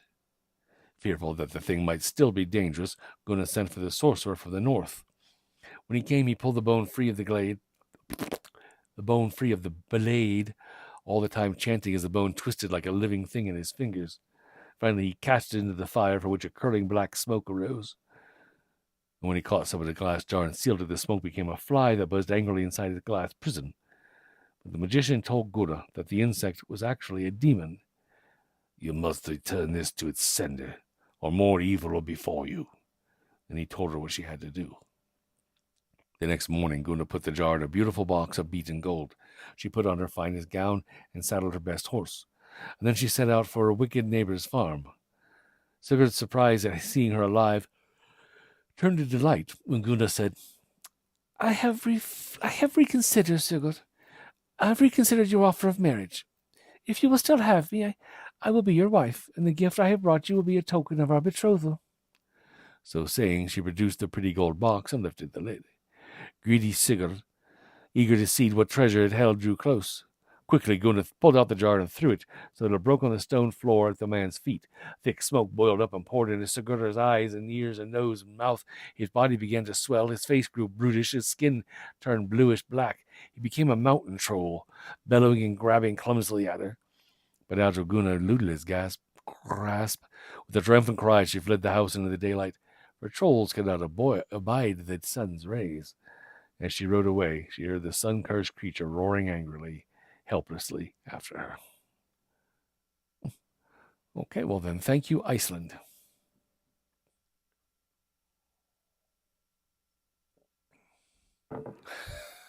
He might. You never know. Of course, I don't know where my hands have been. Speaking of hands, our next story is The Hand of Fate. From the British Isles, Wales, to be specific. I did that one time in a story, and I got comments on the YouTube channel later that I was being insulting to Welsh people by making whale sounds when I spoke of the town of Wales. I mean, the town, the city, the place. And I was actually doing it because there was whales in the story, and there was whales in the... Anyway, if you're out there listening again, sorry about that. Anyway, our story now is from British Isles, Wales, and it's called The Licked Hand of Fate. Walter Vaughan was a lord of Dunraven Castle, which brooded over a dangerous stretch of Welsh coast. Many ships had been wrecked on the rocks below its battlements. The castle itself, Dunraven, had fallen into disrepair, for Vaughan was a spendthrift who wasted his inheritance. A widower with no friends, he had only one joy in his life, his son Andrew. But when Andrew grew older, he decided to seek his fortune in foreign lands. And since his family money was all gone, his father begged him to stay. When Andrew would not be persuaded, Lord Dunraven placed his own gold signet ring upon the young man's finger. "Promise me that you'll return this to me in your own good time." "I promise," said Andrew. Then he set out for the nearest port to become a sailor on a merchant ship. Shortly after father and son had separated, a cargo ship was wrecked near the castle. Now, though all hands drowned in the churning waves, several chests and barrels filled with valuable goods washed ashore. Tradition said that such property, cast up by the sea, belonged to the lord of the manor. In this way, fate gave Vaughan unexpected riches, but also snatched away his last shreds of decency. Still grieved by the absence of his son and by the ruin he had brought upon his estate, Vaughan decided to rebuild his failed fortunes by luring other ships to disaster on Dunraven's rocky shore. Then he could become even wealthier than ever, restore the Dunraven name, and call his son home. To help with his scheme, Vaughan sought the help of a disreputable man known as Mat of the Iron Hand. Ah, yes, I remember Mat. He was here last week at this story, wasn't he? I don't know. Anyway, Mat of the Iron Hand was a wretch indeed, and had captained a pirate ship many years before. Arr, matey! On one occasion, his vessel had been seized by the order of Vaughan and then a magistrate. A desperate struggle had erupted in which Captain Mat had lost one hand, replaced by an iron hook. Of course. From that day, the evil ex-captain became a wrecker, who used a variety of tricks to lure ships onto the rocks so that they could be plundered.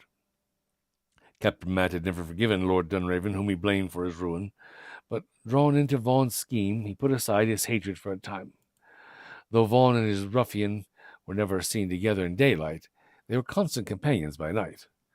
Vaughan spent the nights in a cave below his castle, from which he had a clear view of the Western Ocean. When he spotted the lights of cargo ship, he signaled to Mat of the Iron Hand, who lit a series of lanterns. Thinking these were harbor lights, the crew of the unlucky ship would steer coastwards. Rocks and treacherous waves soon caused the vessel to founder and break apart. Whatever salvage came their way, the two criminals divided. If any crewman or passenger survived, they were quickly done away with by the ex-pirate. As ill-gotten gain filled his coffers and dreams of his son's return filled his head, Vaughan grew more uneasy in his dealings with Mat of the Iron Hand. But his attempt to part company with the ex-captain were met by sneers and threats. Vaughan increasingly feared discovery by the magistrates, and he suffered from the taunts of Mat of the Iron Hand, whose contempt grew daily. The strain urged on Vaughan. He became very tense, too tense perhaps. He spent every day watching the horizon for ships. not to wreck them, but in the hope that one would carry his son Andrew, home. In the old man's mind, all would come right when he and his son clasped hands again. One stormy evening, he saw a ship making its way slowly up the channel, as though her crew were on the lookout for some inlet where temporary shelter could be had. But the gloom of the worsting storm soon hid the vessel from sight. Vaughn felt unexplainably anxious about the ship. More than ever, he was aware of Matt of the Iron Hand's hatred, as the wrecker busied himself in the night. The wind rose, accompanied by drizzling rain and freezing black ice. Vaughn's worry grew as the false lights of the ex-pirate threw a lurid glow across the breakers. Soon Vaughn heard above the howling wind the crash of a ship breaking up on the rocks and desperate cries for help. Then there was silence. Some 39 minutes later, Matt of the Iron Hand entered the cave and told Vaughn that all but one member of the ship's crew had drowned. The sole survivor, Matt said, turned out to be the captain, who had said that he was a Welshman, a native of Dunraven. "Why did he tell you his name, then?" asked Vaughn. A devilish laugh was the only answer as the wrecker thrust a death-cold hand into Vaughn's own. Vaughn recoiled in horror as a torchlight lit up the familiar gold signet ring on the dead finger. The father knew. He clasped the hand of his only son, Andrew. The murderer slipped away in the night, laughing like a madman. But the sound was drowned out by the howls of horror and loss torn from the throat of Vaughn. Dropping to his knees, the distraught father clutched the dreadful object to his chest, aghast at what crimes, his own crimes, had cost his son and himself. Arr, matey. Those pirates. You'd think they'd have some, rules and stuff about killing your co-workers' kids. They probably do have rules, but, they're more like, I don't know, guidelines. So, where did we start out at? We started out with Orpus and Dicey. Let's go back to the south, then. Suggestions, as it were. This one is from the very specific location in the United States known as the South. Old Rawhead. Sorry, I'm trying to envision what the story will be about, but here we go. It might be one of those gong stories. We'll find out. Old Rawhead. There was a conjure man down south named Highwalker. He could make the bones and skulls in the graveyard rise up, shake themselves, dance around, lie down again. He lived by himself out in the woods. His only companion was a wild razorback hog, which was something that come down out of the hills and root around his leavings. Sometimes Highwalker swept spilled gopher dust and herbs and conjure powder onto the trash heap, and the hog ate them too. Gradually, the hog got out to where he could walk on two legs and talk like a man. He grew fat too. That was his undoing. Quick, aside, you know what gopher dust is, right? It's graveyard dust. You dig down about 18 inches and get some dirt, and then you sift it till it's dusty, and that's called gopher dust. I don't know why, but that's what it is. As for conjure powder, I don't know. We'll leave that to Highwalker. Anyway, big fat hog walking on his two hind legs and talking like a man. Turned out there was a hunter nearby. When he saw the size of the hog's hoofprint, his mouth began to water at the thought of all that pork roaming around through the woods. So he tracked a big old razorback and surprised the hog on a forest clearing as it was on its way to the conjure man's cabin. Hunter was so excited. Another hunter and a pig. Really got to read these things ahead of time, don't I? The hunter was so excited, they caught up with the hog. The first shot went wild. The hog reared up on its hind legs, looked across the clearing, and said, "What do you want?" "I want to eat the jowl and ham and a chop of you," said the man. He fired again, and that was the end of the razorback. Talking was standing up or no. Hunter stripped all the meat off the carcass, left only the raw head and the bloody bones scattered on the forest floor. Did I say there was no gore and stuff in these? Wow. This is a young adult book, so you never know. Well, anyway. Late in the day, the conjure man, Highwalker, I wonder what had become of his talking, walking hog, stumbled across a skinned head and peeled bones. Right away, he called up, "Bloody Bones, get up and shake yourself."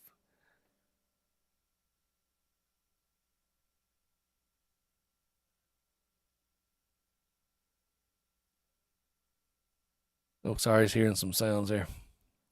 Somebody's got a microphone on. I'm pretty sure of it. Anyway, I thought they was right here in the house with me, and it's dark, and I got scared. Okay, back to the story. So the conjure man, he goes out looking for his hog, and he finds just the skinned head and the peeled bones. He yells out, "Bloody bones, get up and shake yourselves." So the ghastly remains pulled themselves together, stood up, and rattled themselves. Then Raw Head and Bloody Bones walked into the woods.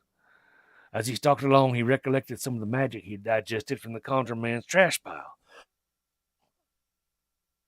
And so he conjured himself as tall as or taller than a pine tree. He saw an owl and conjured himself eyes as big or bigger. He saw a mountain lion and conjured himself fangs and sharper. When he saw a bear, he conjured himself claws as fiercer. When he spotted a raccoon's tail, he conjured himself a tail as bushier. Then he saw a skunk, and, well, he let that one alone. But through the moonlight, Raw Head and Bloody Bones stalked until he stopped outside the hunter's cabin. There he took hold of the chimney, and he rattled it. And the sleeping hunter woke up and peered out the window, and he exclaimed, "What do you need such big eyes for?" "To see your grave," Raw Head and Bloody Bones answered. "What do you need such a big old tail for?" "To sweep your grave." "Why do you need such long, fierce claws?" "To catch you and take you deep into the woods." "What do you want with such sharp teeth?" "To eat you, jowl and ham and chop." The hunter slammed and barred the door, closed the window shutter, but none of this did a lick of good. Raw Head and Bloody Bones just lifted up the roof, snatched the hunter out from underneath the bed, and stalked off with him into the night.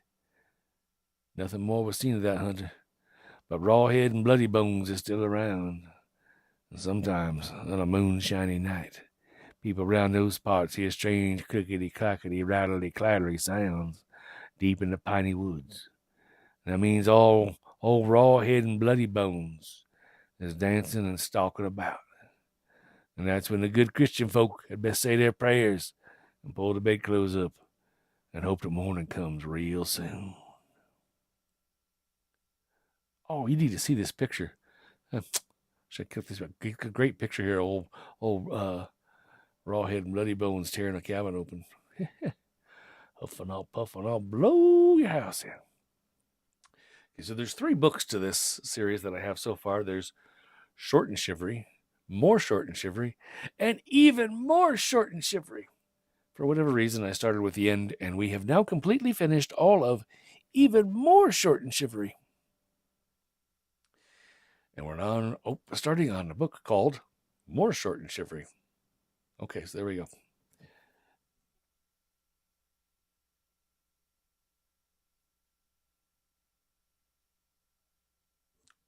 Okay, now we're in Virginia. We've left the South and we've gone to Virginia. Hold up, I think that's the same place. Well, anyway.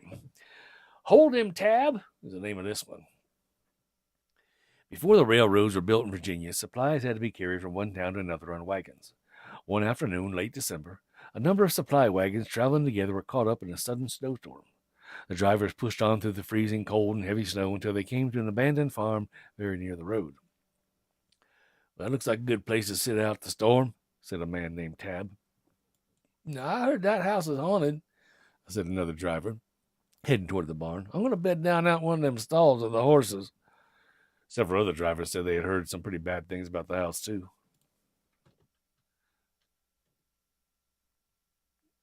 One man said he'd heard that for almost 25 years, not a single person who had stayed overnight remained alive to see the dawn. Most of the men decided they preferred to sleep in the barn with the animals. "Well," said Tab, who was braver than the rest, "I ain't afraid of your haunts. I ain't afraid of no goats. And I'm not about to sleep with the horses and the cowards when there's a real house just up the hill." When he finished unhooking his horses, Tab marched up to the house, which looked forlorn and run down, but not in the least daunting. Inside, he found a big pot-bellied stove and a healthy supply of wood. He built a cheery fire, cooked and ate his supper, and finally bedded down on a couch he dragged near the stove. He slept peacefully through the night without being disturbed by anything except an odd bit of wood snapping inside the stove. One time he thought he felt his hand being licked by something under the couch, but he went back to sleep. And just before sunrise, he woke up, stretched, and said, "What a bunch of fools those other fellows ought to have stayed down with the horses and the goats when they could have stayed in here just as warm and comfortable as me." No sooner had he finished speaking, then he heard a rumbling laugh overhead. Looking up the ceiling, he saw a large man dressed in white clothes stretched out under the rafters, as though they were sticking to them. Before Tab could make a move, the man in white dropped right down on top of him. They started tussling, rolling back and forth across the floor, knocking the furniture in the room every which way. The two made so much noise that the men in the barn heard it and ran up the hill to see what was the matter, and what to their wondering eyes should appear but a sleigh full of... That's a different story. Oh, there we go. Not daring to set foot in the house, they all clustered at the windows, threw up the shutter and tore open the sash, and prying open and leaning in, they saw that the struggling going on. Tab and the man in the white seemed about equally matched. One minute Tab would be on top, the next the man in white. One of the drivers said, "Hold him, Tab, hold him. You can bet your soul I'll hold on to him. I've got him sure." But a minute later, the two figures and fighters came crashing through the window, sending the drivers scattering. "Hold him, Tab, hold him," another driver shouted. "You bet your life I will. I've got him right where I want him." The next moment, the man in white began whirling Tab around and flung him onto the roof of the house. Then the stranger jumped up after him, so the drivers had to stand some distance away just to see what was happening. "Hold him, Tab, hold him," they yelled one after another. "You can bet your boots I will," Tab said, panting. "He won't get away from me." Now the two wrestlers on the roof were so knotted together, the drivers down below had a hard time telling which arm or leg belonged to which. Then as the drivers watched open-mouthed, the fighters began floating up off of the roof. One of the drivers cupped his hands around his mouth and bellowed, "Hold him, Tab! Hold him! I got him, but he's got me too!" Tab shouted back down to them. Then the man in white carried Tab straight up into the air. They were both out of sight. Nothing was ever seen of Tab after that. Oh, okay, well, there you go. I think I'll stay with the horses next time.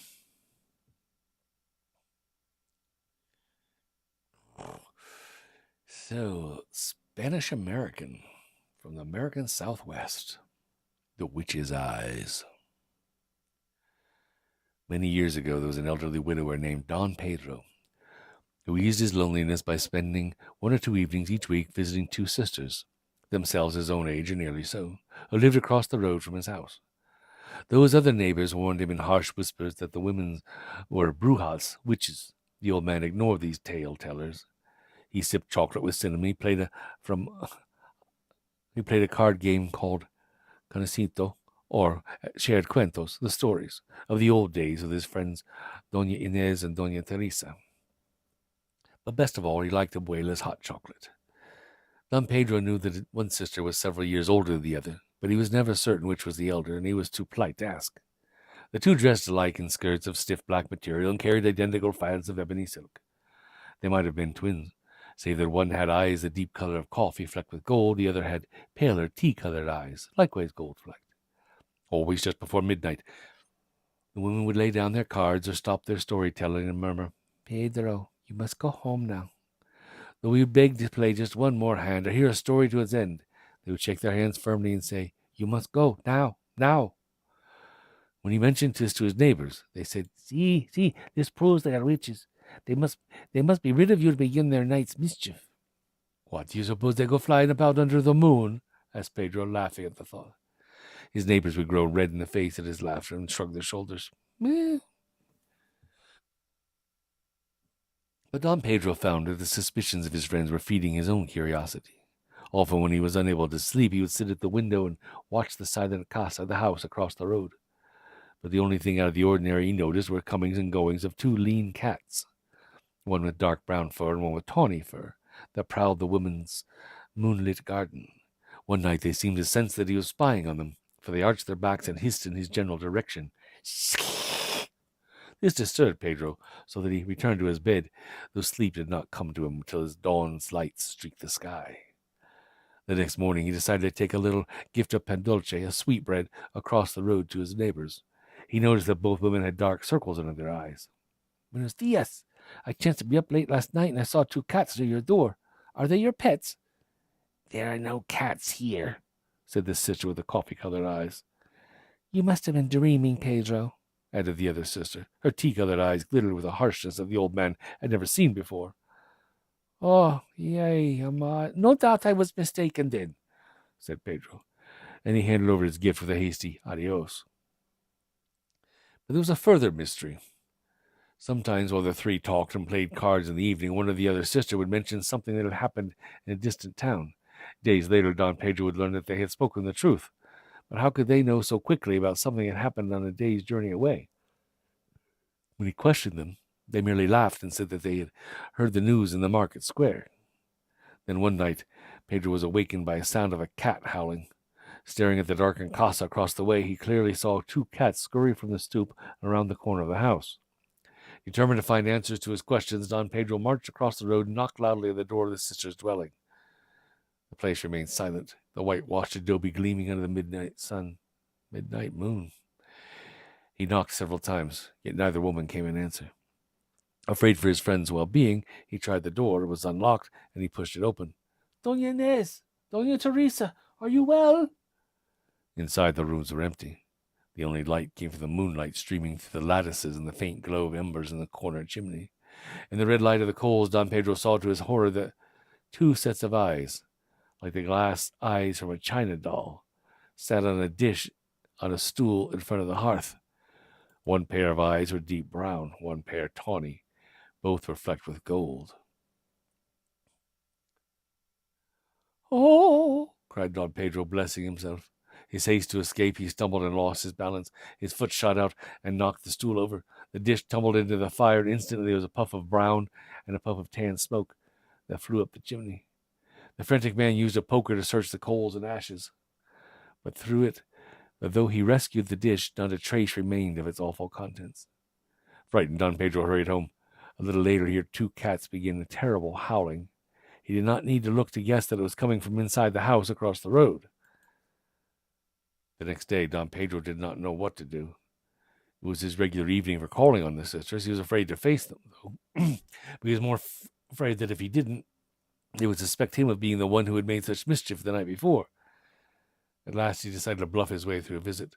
He dressed especially well. He took 2 roses from his small garden. Then, with a trembling hand, he knocked on the door, remembering all too well how the door had opened onto a frightful scene only a few hours before.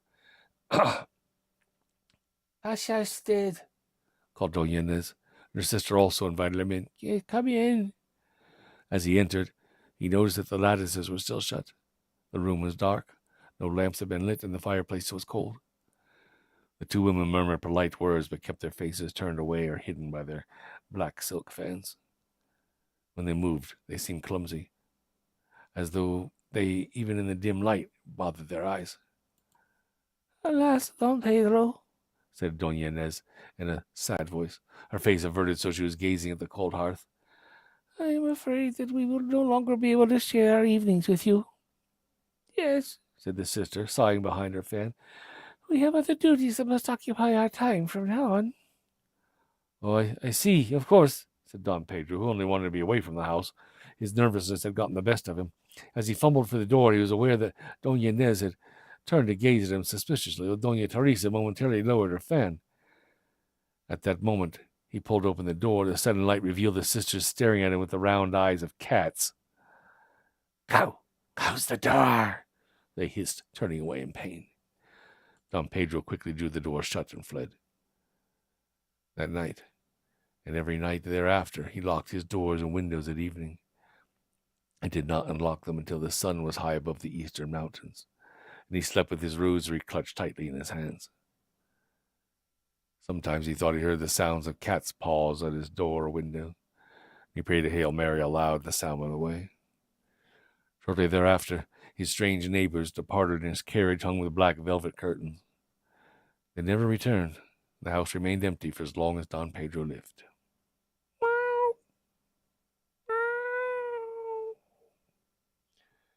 Okay. Exactly, Jim. Now, this one is called The Duppy, and it's from Haiti. Now, when did we start doing this Shawnee Library thing, Caledonia? 2007? First stories are told were in March for St. Patty's Day. But very, very shortly thereafter, same year, within a month or two, one of the very first stories I told was The Duppy. I don't know if it's this one or not.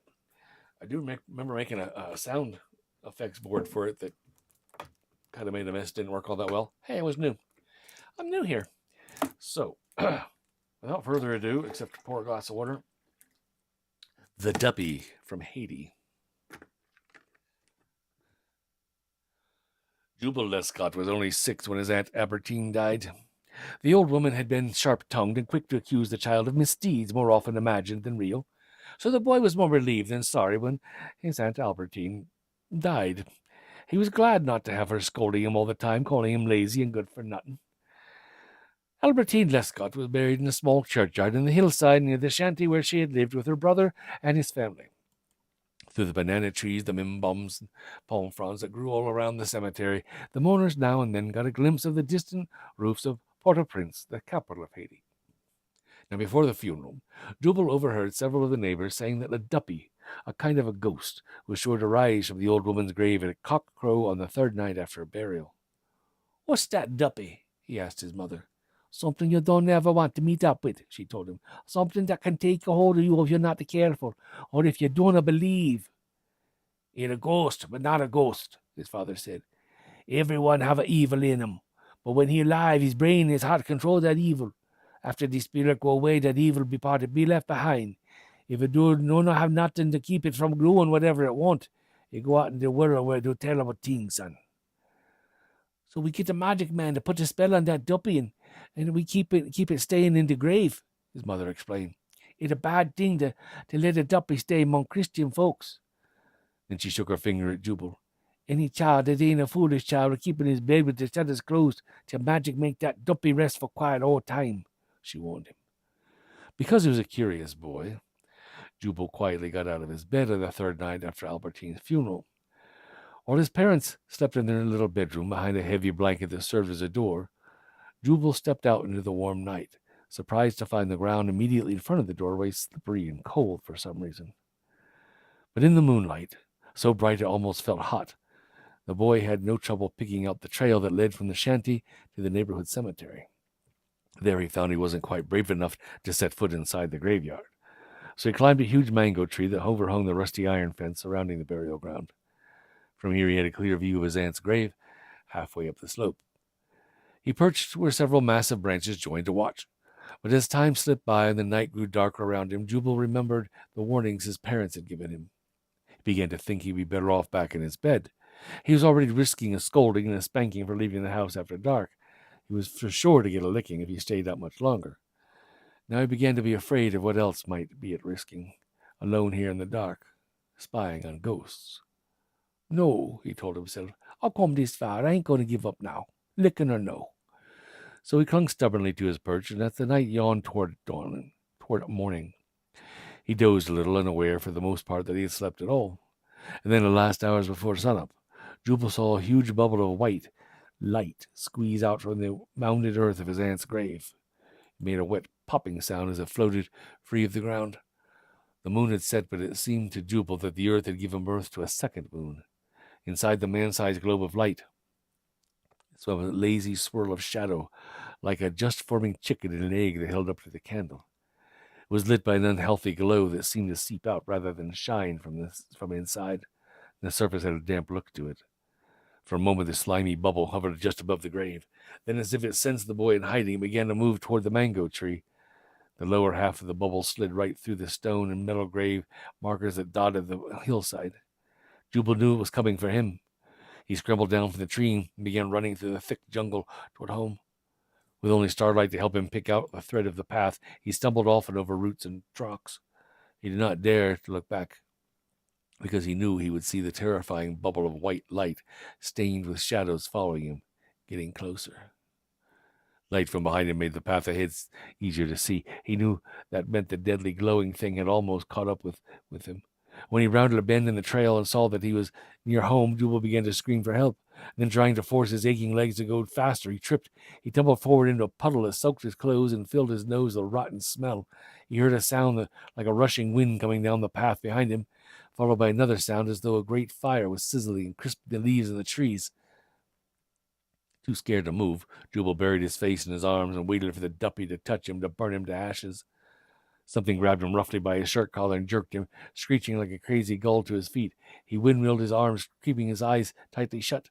He felt himself shaking fiercely by the shoulders while his father shouted, "Open your eyes, boy! Shut your mouth! What you giving such fits?"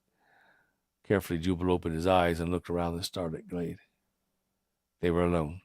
The forest was silent and dark. "Tell me what you'll be doing here," his father said angrily, his strong hands never loosening their grip on Jubal's shoulders. "A duppy, Papa, a duppy," Jubal said when he could catch his breath. "It be trying to touch me and kill me. Why be chasing you for?" "At the graveyard," Jubal began, but his father interrupted him. "You been spying on that duppy? Don't you know that vexes him?"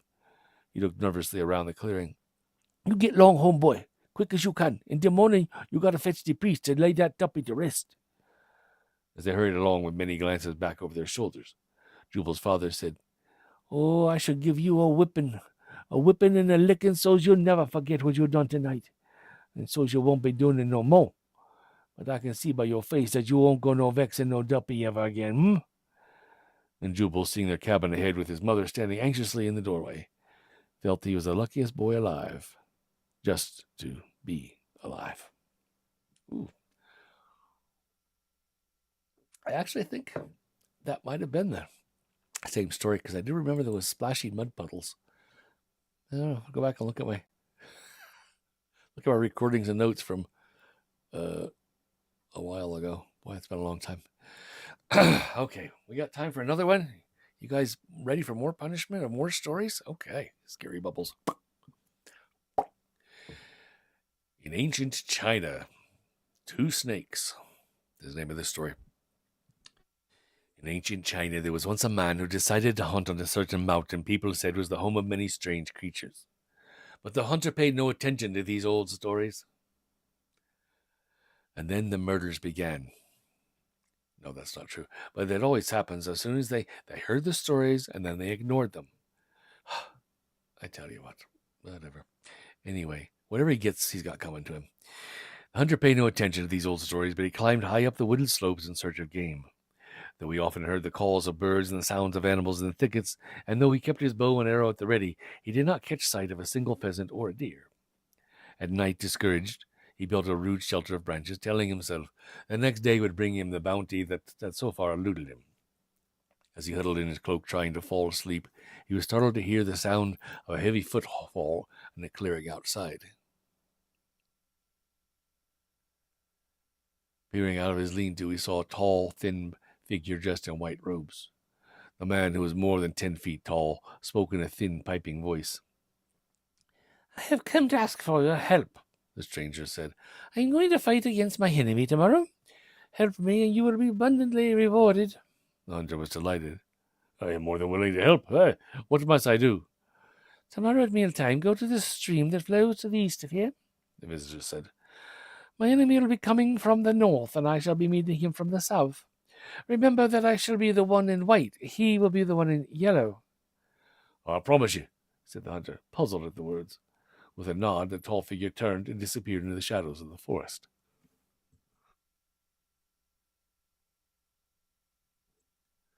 The hunter spent the next morning looking for game, but again returned to his shelter empty-handed, though he did at one time thought that he had spotted a gigantic deer-shaped creature walking on two legs, like perhaps a man, but it had antlers. In any event, the gnawing hunger in his belly reminded him that it was mealtime. It was time to make good his promise to the night visitor. He had only traveled a short distance when he came to the stream, just as the stranger had described it. From the heavy growth on the north bank, he heard a crackling and a hissing like wind and rain. Listening, the hunter could make out the sounds of bushes being uprooted and trees falling. Then he heard a similar sound from the south side of the stream. And suddenly, two gigantic cats with no eyes. Suddenly, two huge snakes, each nearly 100 feet long, burst forth from the underbrush, a yellow one from the north and a white one from the south. They met in the middle of the stream and encircled each other with their powerful tails. At first, the hunter thought them evenly matched. Their coiled bodies turned the stream to a muddy froth, while the immense tails lashed the water and the bank with sounds as sharp as thunder cracks. Neither seemed to have advantage in the deadly struggle. Each opened its immense jaws as if to swallow the other, but now the yellow, now the white snake fended off the attacks by twisting its body or using its own jaws. There's that mic thing again. Hang on a sec. I think that's the coop. Uno momento, por favor.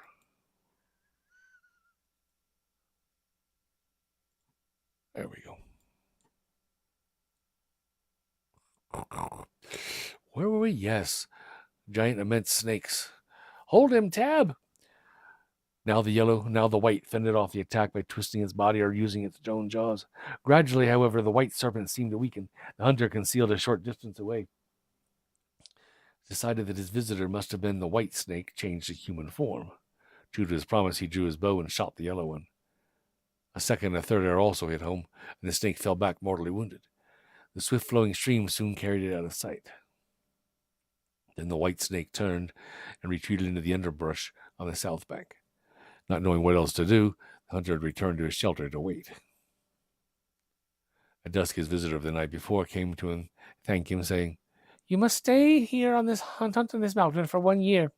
From now on, you will find all the game you want. But I warn you, you must leave this place when 1 year has gone by. Never come again. If you do, bad luck will befall you." "I promise that," said the hunter. With a nod, the tall figure vanished into the gloom. It all came to pass as White Snake had promised. From that moment on, the mountain woods and meadows provided the hunter with unlimited game, while the streams poured fish into his nets. Whenever he returned to his village, he would sell a portion of his bounty. Soon he became quite rich. He marked the time carefully. When a year was up, he came down from the mountain one last time, vowing never to return. Wish I could say the end. But instead we'll say, as the years passed, the man was careless with his wealth. His money was gone. His hunting and fishing barely brought him enough to eat. At night, sitting in his hut, eating a bowl of watery rice with a single piece of fish in it, he would gaze into the distance at the forbidden mountain. He would see in his mind the glades where the herds of deer grazed and the streams that teemed with fish. Then he would remember the warning of the strange visitor had given him and turn away with a sigh. But when there was nothing left to eat except roots and bark, and his belly rumbled as loudly as the mountain thunder, the hunter finally said to himself, "Surely enough time's gone by. My hunger is so great that the white snake would not punish me if I returned to the mountain for only 1 day." The very next morning he set out with bow and nets. As soon as he entered the woods, he found the game as plentiful as ever.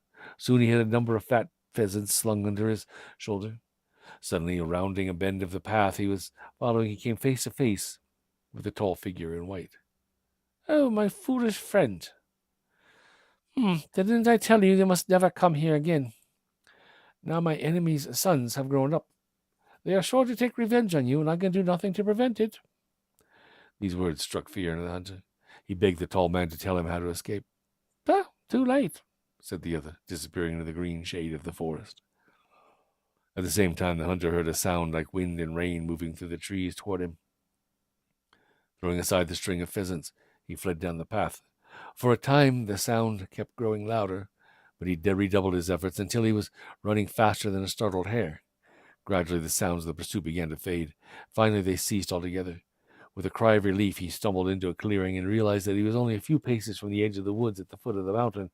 But when the weary man was halfway across the open space, 3 men dressed in yellow satin robes, all of them 8 feet tall, suddenly slipped from the trees opposite him. To his dismay, he saw their yellow garments slide off like shed white snake skins. The 3 opened their impossibly huge mouths and kept on opening them, even as their hands and feet melted into their bodies and their bodies lengthened and coiled. The deer and birds frozen in place heard the sounds of 3 sets of powerful jaws clamping shut. And then there's only silence up on the mountain.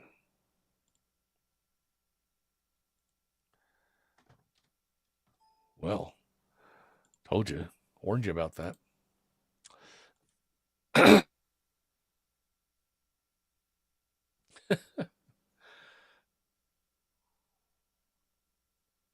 Parson. What's snake language called? Parsnip? No, not parsnip. What do you call snake language? I forgot. Anyway, yes, we got another one. And I think that'll wrap us. How do you feel about going to Norway? If we make it through Norway, we have a vampire cat from Japan. But that would definitely wrap the hour, so we'll see. We'll go to Norway first. Parcel tongue, that's it. I know it wasn't parsnips. The Drog from Norway. There are many stories told in Norway concerning the Drog, a ghostly sailor with a mass of seaweed where his head should be. Sometimes he is no more than a menacing shape in a storm or mist. Sometimes he can be clearly seen as this. He sails his half-boat by night or swims into the ocean waters by moonlight. Now, the word Drog means a living dead person. Fishermen say it is the spirit of someone who was drowned at sea and who is now doomed to haunt the seaways, looking for victims to drag down and share his misery. In 1864, in a small Norwegian village, the town magistrate, Oda Hagen, his wife Solveig, and a crew of 4 oarsmen were charged with delivering a local criminal for trial. The court was in a town far down the coast. They set sail in a small open boat early on a September morning. The weather was fine. They enjoyed a leisurely journey watching the unrolling panorama of steep rock-walled fjords. Fjords! Many with waterfalls rushing down to the sea.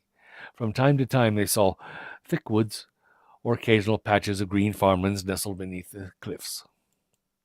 Sturdy, good-hearted Solveig welcomed this brief escape from the duties of tending her house and vegetable garden. She sang sweetly as she kept watch over the waves ahead or spelled a rower at his oar. Her husband, Ola, leaning upon the rudder, skillfully guided the boat past the often treacherous rocks and the fjords, the marvelous creations of Slutty Bartfast. He joined Solveig in a chorus, and their high spirits soon had the oarsmen singing too. Suddenly their prisoner, who had been lost in his thoughts, shouted, "Why are you mocking me this way? The devil take your accursed singing." Solveig said gently, "We were singing to pass the time, not to add to your troubles." "Bah!" said the man. "To the devil with every one of you." "Be quiet," ordered Ola as Solveig blessed herself. She glanced around as though a horned devil might burst forth like a porpoise from the waves. Just to mention the evil one she knew might summon him, but the sea remained untroubled. The prisoner turned away and said nothing more. But the pleasant mood had been broken, and they continued on their way in silence. Toward evening, as they passed through a dangerous channel, they heard a forlorn cry. "It's a seabird, nothing more," Ola assured. But his wife suddenly drew in her breath and pointed over the gunwale. To their horror, they saw a dark shape swimming around and around them. Abruptly, it dove under the boat, setting the craft rocking to and fro, and then it shot out from the water with a shriek and splashed back before any of the startled crew could see clearly what it was. The boat was buffeted from side to side again. The young oarsman cried out, "Surely it's the Drog who means to sink us." The craft pitched and rolled yet again. Come about, ordered Ola Hagen. "We must head for shore." "Look, a light, his wife cried out. "Perhaps there's a farmhouse where we can find shelter for the night. I just hope it's not a wrecker with a pirate." The 4 oarsmen bent their backs to the task, while the boat continued to rock as though in a storm. But the air was calm and the sky clear. If the frightened crew had not been rowing for dear life, they might have counted the glittering stars overhead. When they entered a small inlet, their underwater tormentor suddenly left off its attacks. The boat sped smoothly across the sheltered water. In a moment they had moored their craft beside a fisherman's boat. Hurriedly, Ola and Solveig, the 4 oarsmen, and the prisoner in manacles, hurried up the slippery path to knock on the door of a stone hut. From its single window, the butter-yellow light of an oil lamp streamed out to welcome the newcomers, who kept looking back over their shoulders at the still, starlit waters of the cove. Once only, a dark shape leaned out of the depths and back again, so quickly that Solveig, the only one who saw it, was not sure she had really seen anything, but she shuddered nonetheless. Then the door was pulled open. The fisherman inside, who recognized the magistrate and his wife, bade them all, come in. When they told their tale, the fisherman nodded and said, "On a moonlit night such as this, the Drog shrieks so loudly you may find sleep impossible." After that, they had warmed themselves by the fire and eaten some of the man's fish stew. The weary travelers settled down for the night on straw pallets beside the hearth. Though the walls of the cottage were solid and stone, and the fisherman drew the shutters tight, none of the visitors was able to sleep. They were kept awake by piercing shrieks that continued until daybreak. No, it was not the North Carolina banshee. It was the Drog.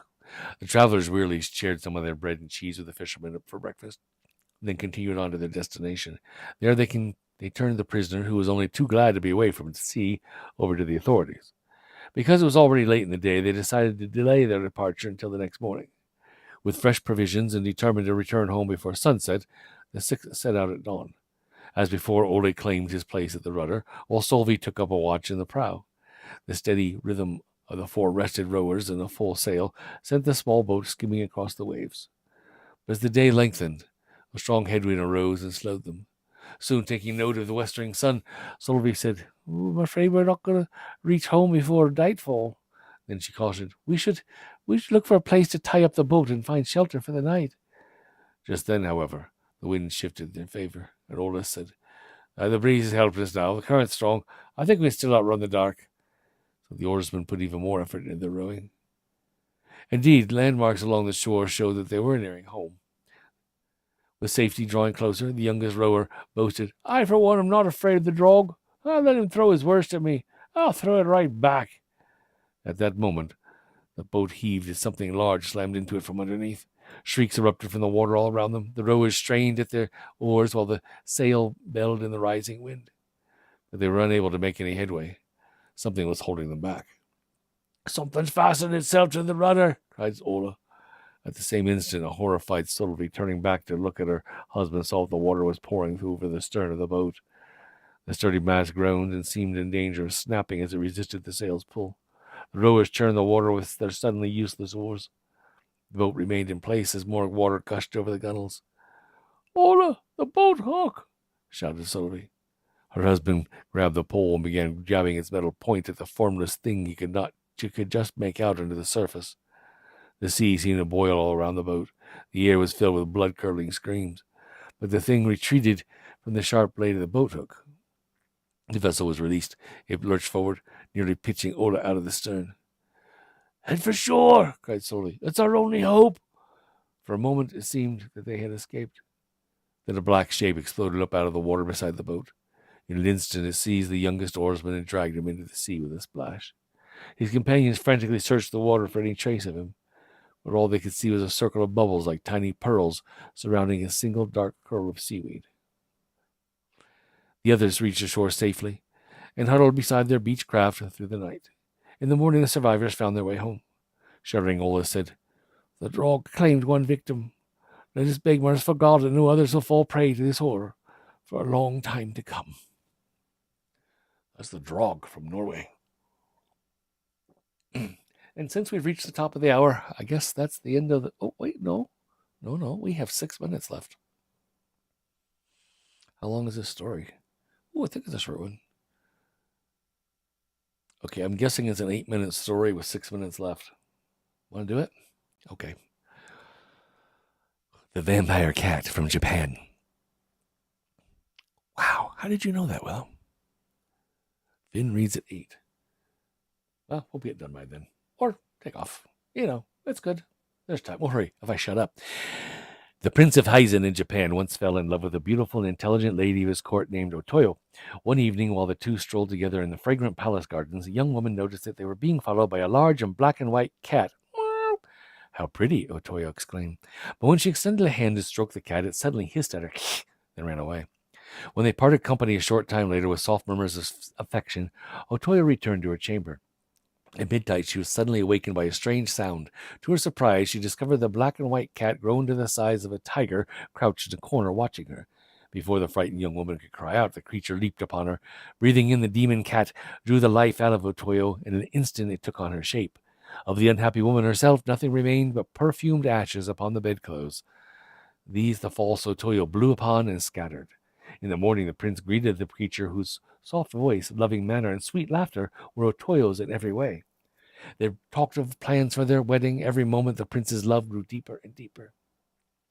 But day by day the prince felt his strength draining away. His face grew pale, his steps uncertain. He seemed to be suffering from some terrible wasting sickness. The physicians and herbalists summoned by his counselors prescribed one treatment after another, but nothing helped. The young man grew ever more thin and ashen. He suffered most at night when his sleep was troubled by hideous dreams. They seemed so real that he told his servants, "Some demon slips into my chamber at night and steals a little of my life energy." To ease the ruler's mind, the counselors appointed 100 guards to sit up and keep watch over the sleeping prince. But curiously, on the very first night that the watch began, the guards were seized by drowsiness. Unable to keep their eyes open, all 100 of them quickly fell asleep. In the morning, the counselors discovered to their dismay the guards slept like the dead, and the prince had grown weaker than ever. The guards were punished for failing their duty. 100 more were assigned to keep watch the second night. But that night the same thing happened. The prince was troubled by horrible dreams while his guards slept helplessly all around him. In despair, the counselors determined to sit up themselves and see if they could resist the drowsiness that overcome the prince's soldiers for 2 nights. Yet for all the determination, they fared no better. One by one, they dropped off to sleep long before midnight. The next morning, the prince was so weak he could not rouse himself from his bed. His 3 chief counselors met to discuss the problem, but they could arrive at no solution. It chanced, however, that one of the palace guards, a young man named Ito, overheard their talk. Since it was clear that even the prince's wisest advisors were helpless, Ito determined to seek the advice of the priest at the city temple. "Your purpose is a good one," said the priest, "but surely witchcraft is involved." "Well, if you give me some way of resisting the drowsiness," said the young soldier, "I will sit up with the prince's guards this very night to try to discover the cause of his suffering." Then the priest gave him a bit of parchment with a prayer inscribed on it and said, "Recite these words softly if you feel yourself getting drowsy." Then he painted a magical sign on each of Ito's eyelids to help him stay awake. That night, Ito took his place amid the circle of guards surrounding the prince's bed at the center of the room. The 99 others kept themselves awake with lively conversation or other amusements. But as the hour of midnight approached, they began to doze off where they sat. In spite of all their efforts to keep each other awake, Ito also felt himself a great desire to sleep creeping over him, and he steadfastly prayed the sutra prayer the priest had given him. His prayer and his strong will kept him awake while the rest of the guards slept. Then as he watched, the sliding doors of the prince's room parted. Ito pretended to be asleep, but he kept his eyes open just enough to see. And to his amazement, he saw the beautiful lady Otoyo glide into the room. Cautiously, she looked all around. When she saw the guards were asleep, she smiled an evil smile and approached the prince's bedside. She knelt down as if she would kiss the sleeping man, but when her face was near his, she breathed in, drawing some life energy out of him. "Hello, Dagmar. It's ever so good to see you."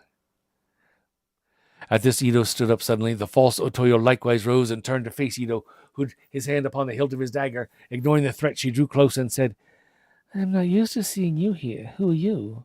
"My name is Ito. This is the first night I have been on guard." "The other guards are all asleep. How is it that you alone are awake?" "Prayer and a desire to help my lord." "You are a trusty watchman," she said. "I came to see how the Lord fares this night.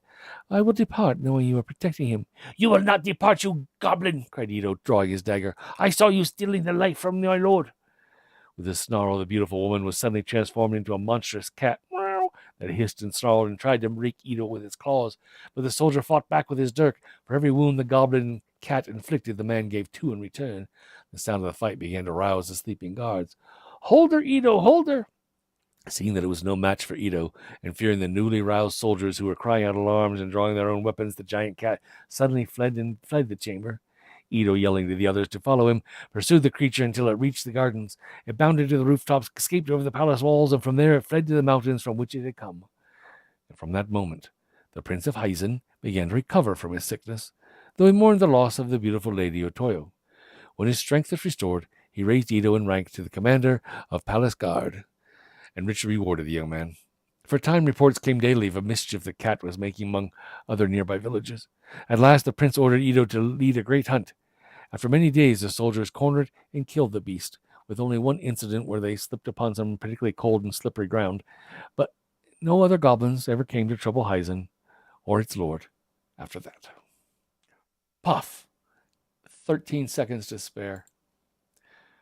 Okay, so let's do the after show announcements real quick so you can skip off to see Finn Zedmore.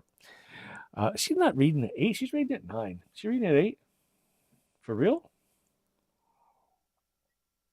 I had her on at late night at 9 o'clock. Okay, anyway. The big announcement, besides Finn reading eventually, either immediately or soon, the big announcement is that Bradbury Project is open. Thanks, guys. 11 a.m. Saturday. Yes, Saturday, and every Saturday this month. Haunted Mansion Tales with Caledonia. Boom, boom, boom, boom, boom, boom, boom, boom, boom, boom, boom, boom, boom. Sunday afternoons and Tuesday nights, Halloween tree story tours. And next Thursday night, we will have 100 ghastly little ghost stories. And of course, check Seanchai and Storylink radio calendars for more coolness, links, and local chat. And if you've not already hit the subscriber kiosk in Second Life, you should pop back over to the library and do that. And join the Storylink radio group here in Kitely. If you've not already done so, definitely, if you really haven't gotten around to this yet, you should wander the miasma of the Kitely Discord channel here in Kitely Open Sim and see what cool stuff is going on there. Link in local chat, because there's a lot between training and events and stories and all kinds of stuff. Okay, so they're ghastly too. Okay, in fairness, we're doing 100 ghastly little ghost stories both nights, so we may only get less than 100 done. So I'm not sure. We got Finn at 8 or 9 tonight. Cattails at 8. Oh, there you go. Right on. So, gotcha. Thank you. She's at Cattails at 8 o'clock. Not ponytails or cottontails, but cattails. Woohoo. I don't know where that is, but if you want to know, someone will send you a link. And then right back here, well, sort of back in the library at 9 o'clock in Second Life for more stories from Finn Zedmore. Thank you, Cooper. Thanks, Taurus. Savage Mr. Taurus and Maya and all. Sleep good, sweet dreams. Sweet dreams are made of these. Hey, we got a Halloween party coming up in a couple of weeks. I better get on the musics. Okay, then. Who did I not say hi to? I didn't say hi to Jane. I barely said hi to Kira. And then told her about a bunch of animals. That was painful. And Zaphod. I think we got everybody else. Hello. Good to hear you. Good to see you. And happy days.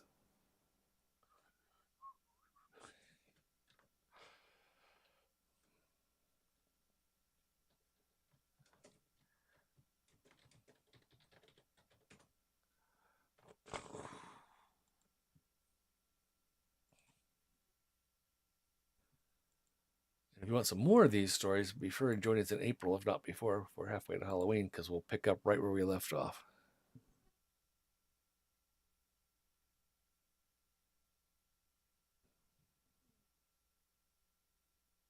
Good night. Good night. Go see Finn.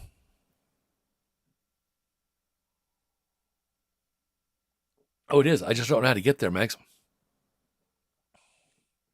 I would stick a what do you call that thing? A landmark in chat, but I don't know how. I do know how. I just don't know where. There. Okay. Whew, I'm going to shut up now. I've been talking for a while. Since 3 hours is my limit, we're approaching it.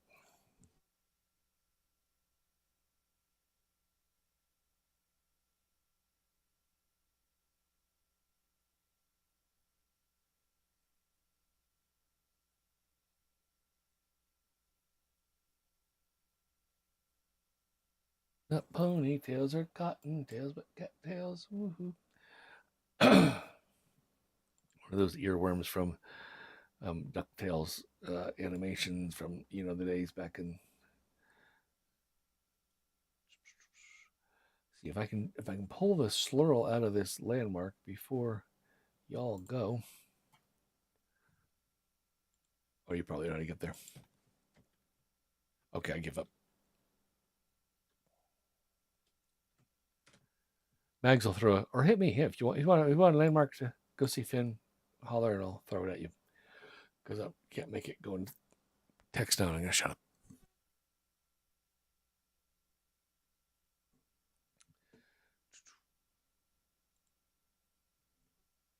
Well, I can't shut up yet.